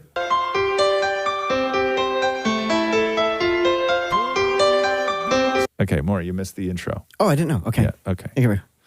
Then I got to go play the chunks from the beginning again? Okay.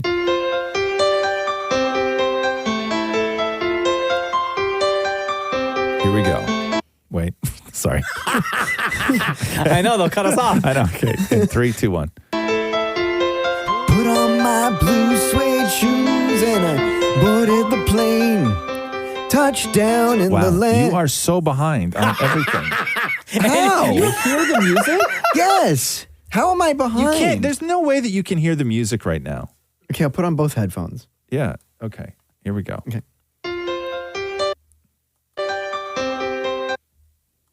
Sorry, man. I got to do this. I don't want to get I know. copyright popped here. Okay. Here we go. On my blue suede shoes and I boarded the plane. Touchdown down in the land of the Delta Blues in the middle of pouring rain. W.C. Handy, wash it down over me. Wash it down over me. Yeah, I got a first class ticket, but I was as blue as a boy can be. Pause. We got to wait for the chorus. I just got to give it a breath. And go. Memphis, but do I really feel the way I feel? Okay, so that's your favorite song? Oh, God, I love that song, man. Yeah, sounds like it. Lisa asks, is there something you've run out of at home and can't get more of because the stores are closed? Deodorant. Oh, wow. But drugstores are open? Yeah, but Matthew won't let me go unless there's more than 5 things on our list. Oh, that's actually not a bad rule. So I'm on to my backup deodorant, which I hate. What does a backup deodorant smell like? Oh, it's fine. It's Degree, but it's sort of like a white creamy deodorant, so it kind of clumps into your hair. What do you normally use? Kind of a clear one of Degree. Like clear jelly or clear gel. stick? Clear gel. Okay. Ugh. Clear gel, and it's called Arctic Ice. Oh, it's cold when that goes on. Oh, yeah. I don't like that. God, is there anything? Yeah, there's a lot of things that I hate when I run out of salsa because I burn through salsa. Oh, yeah. Right? And salsa is the kind of thing of like, I'm not going to go line up for an hour at the grocery store to just get salsa. So I got to wait till we need other stuff. So I wind up going stuff that you can make your own salsa. at Yeah, home. but I don't want to do that. Like I don't want to go and I buy fresh tomatoes and all that stuff just to make. So I've run out of salsa is the thing that I tend to run out of the most. Mm-hmm. Also, I've really been struggling because even when I go to the grocery store and everything is now starting to be restocked and things are starting to look back to normal, the one thing that for some reason is still rare to find, and that is chicken wings. Oh, wow. Really? Yep. And I don't know why. You need a Costco membership. The poultry aisle is full. Everything. Breasts, bone in, skin on, thighs, drumsticks, whole chickens, everything else. What about butchers? All the chicken wings are... Are you sure? Because there was a news story not even like 3 days ago that said that the poultry people have an overabundance amount of chicken wings because there's no sports to watch. Yeah, but my grocery store's not getting them. What about the butcher? At all. I go and ask, and they say no. Really? That's weird. Yeah, it's weird. So chicken wings and salsa for me are because that's pretty much what I live on. I eat chicken wings probably about 5 nights a week. I would say in our home, like the one thing that we're missing, not because stores are closed, it's just because of everything that's going on. We haven't had like fresh fruit, like strawberries or blueberries or blackberries, anything like that, and stuff to make fresh salads.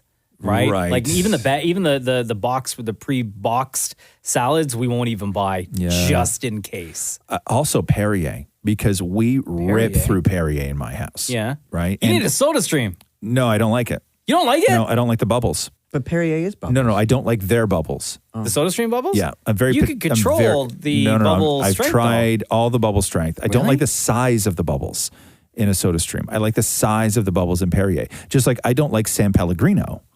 Oh, I don't mind that. But I like Perrier. I like Perrier as well. And we don't do Perrier from plastic. We only do Perrier from Cans. Recyclable cans. Yeah, same. And the cans, I can only buy them in the small cases at the grocery store. Because if I go to my corner store, they only have the plastic bottles. And so when we run out of Perrier, then that goes on the list. What's the difference between Perrier and tonic? Tonic has a flavor. I don't like tonic. I like soda. I like club soda. I drink So what's a the lot of difference between club soda and tonic? I don't know. I mean, soda has sodium in it, right? Like more so than. Oh my God, is that why it's called soda? Than Perrier. Legit asking. I don't know. But I drink a lot of soda and we drink a lot of Perrier. And then so I don't like when we run out of that because I love bubbles. Because you you love a good burp. Yeah, I love bubbles. I'm always so gassy because of all the club soda and Perrier that I drink. Yeah, that kind of stuff makes you burp like so- almost instantly. Yeah. Right? Yeah. And then just all night too. Just burping all night, loving it. Yeah, so I would say that. I said deodorant. Oh, but yeah, I you am, said deodorant. But I am, I'd say maybe 2 brushes away from being out of toothpaste. Oh. 2 brushes? Okay, Like so 2 if you have to squirts. go... Use the new deodorant. But what is Matthew running out of? Because already you're at 2 items that you need from the... He's fine. From like he has enough Shoppers. toothpaste. He has enough deodorant. Hold on. You guys don't use the same toothpaste? You have Never. separate toothpaste? He will not. We don't share. Wait, like if I'm so having if ice you- cream and he wants some, if I've taken from the container, Yeah. it's now ruined for him because I've eaten from the container and he won't. We won't. Hold on a second. So No. everyone is stuck at home, right? Everyone's being asked to stay home. Stores are only open for a certain amount of time every single day. Yeah. You at home right now, Damnit Maurie, are running out of toothpaste and deodorant. Yes. Your husband, Damnit Matthew, has enough toothpaste. I didn't want to say it. Matthew will not share his toothpaste with you. He will not. So what are you supposed to do? Wait till there's enough items on the list to go and buy more. So you have enough to brush your teeth for 2 more times, right? Yeah. So let's say tomorrow. Let's say you brush your teeth tonight. Yeah. And then you brush your teeth when you wake up tomorrow morning. Yeah. Then I'm done. And then that's it. So now that's 2 things on the list. I need 3 more. You better start going through Q-tips like crazy today, man. Every week on Instagram, you'll see at Kiss925, Ask Roz and Mocha. That is where you ask your question, and we'll invite one of you, of course, to join us on the phone to ask your question to us. Put on my blue suede shoes and I boarded the plane. I swear to God, if this podcast gets dinged for copyright because of that version of Walking in Memphis, I'm going to be so upset. Thanks for listening to the Roz and Mocha Show podcast. Catch the guys live Weekday mornings from 6 to 10. on Kiss 92.5 Kiss925.com. or download the Kiss 92.5 app.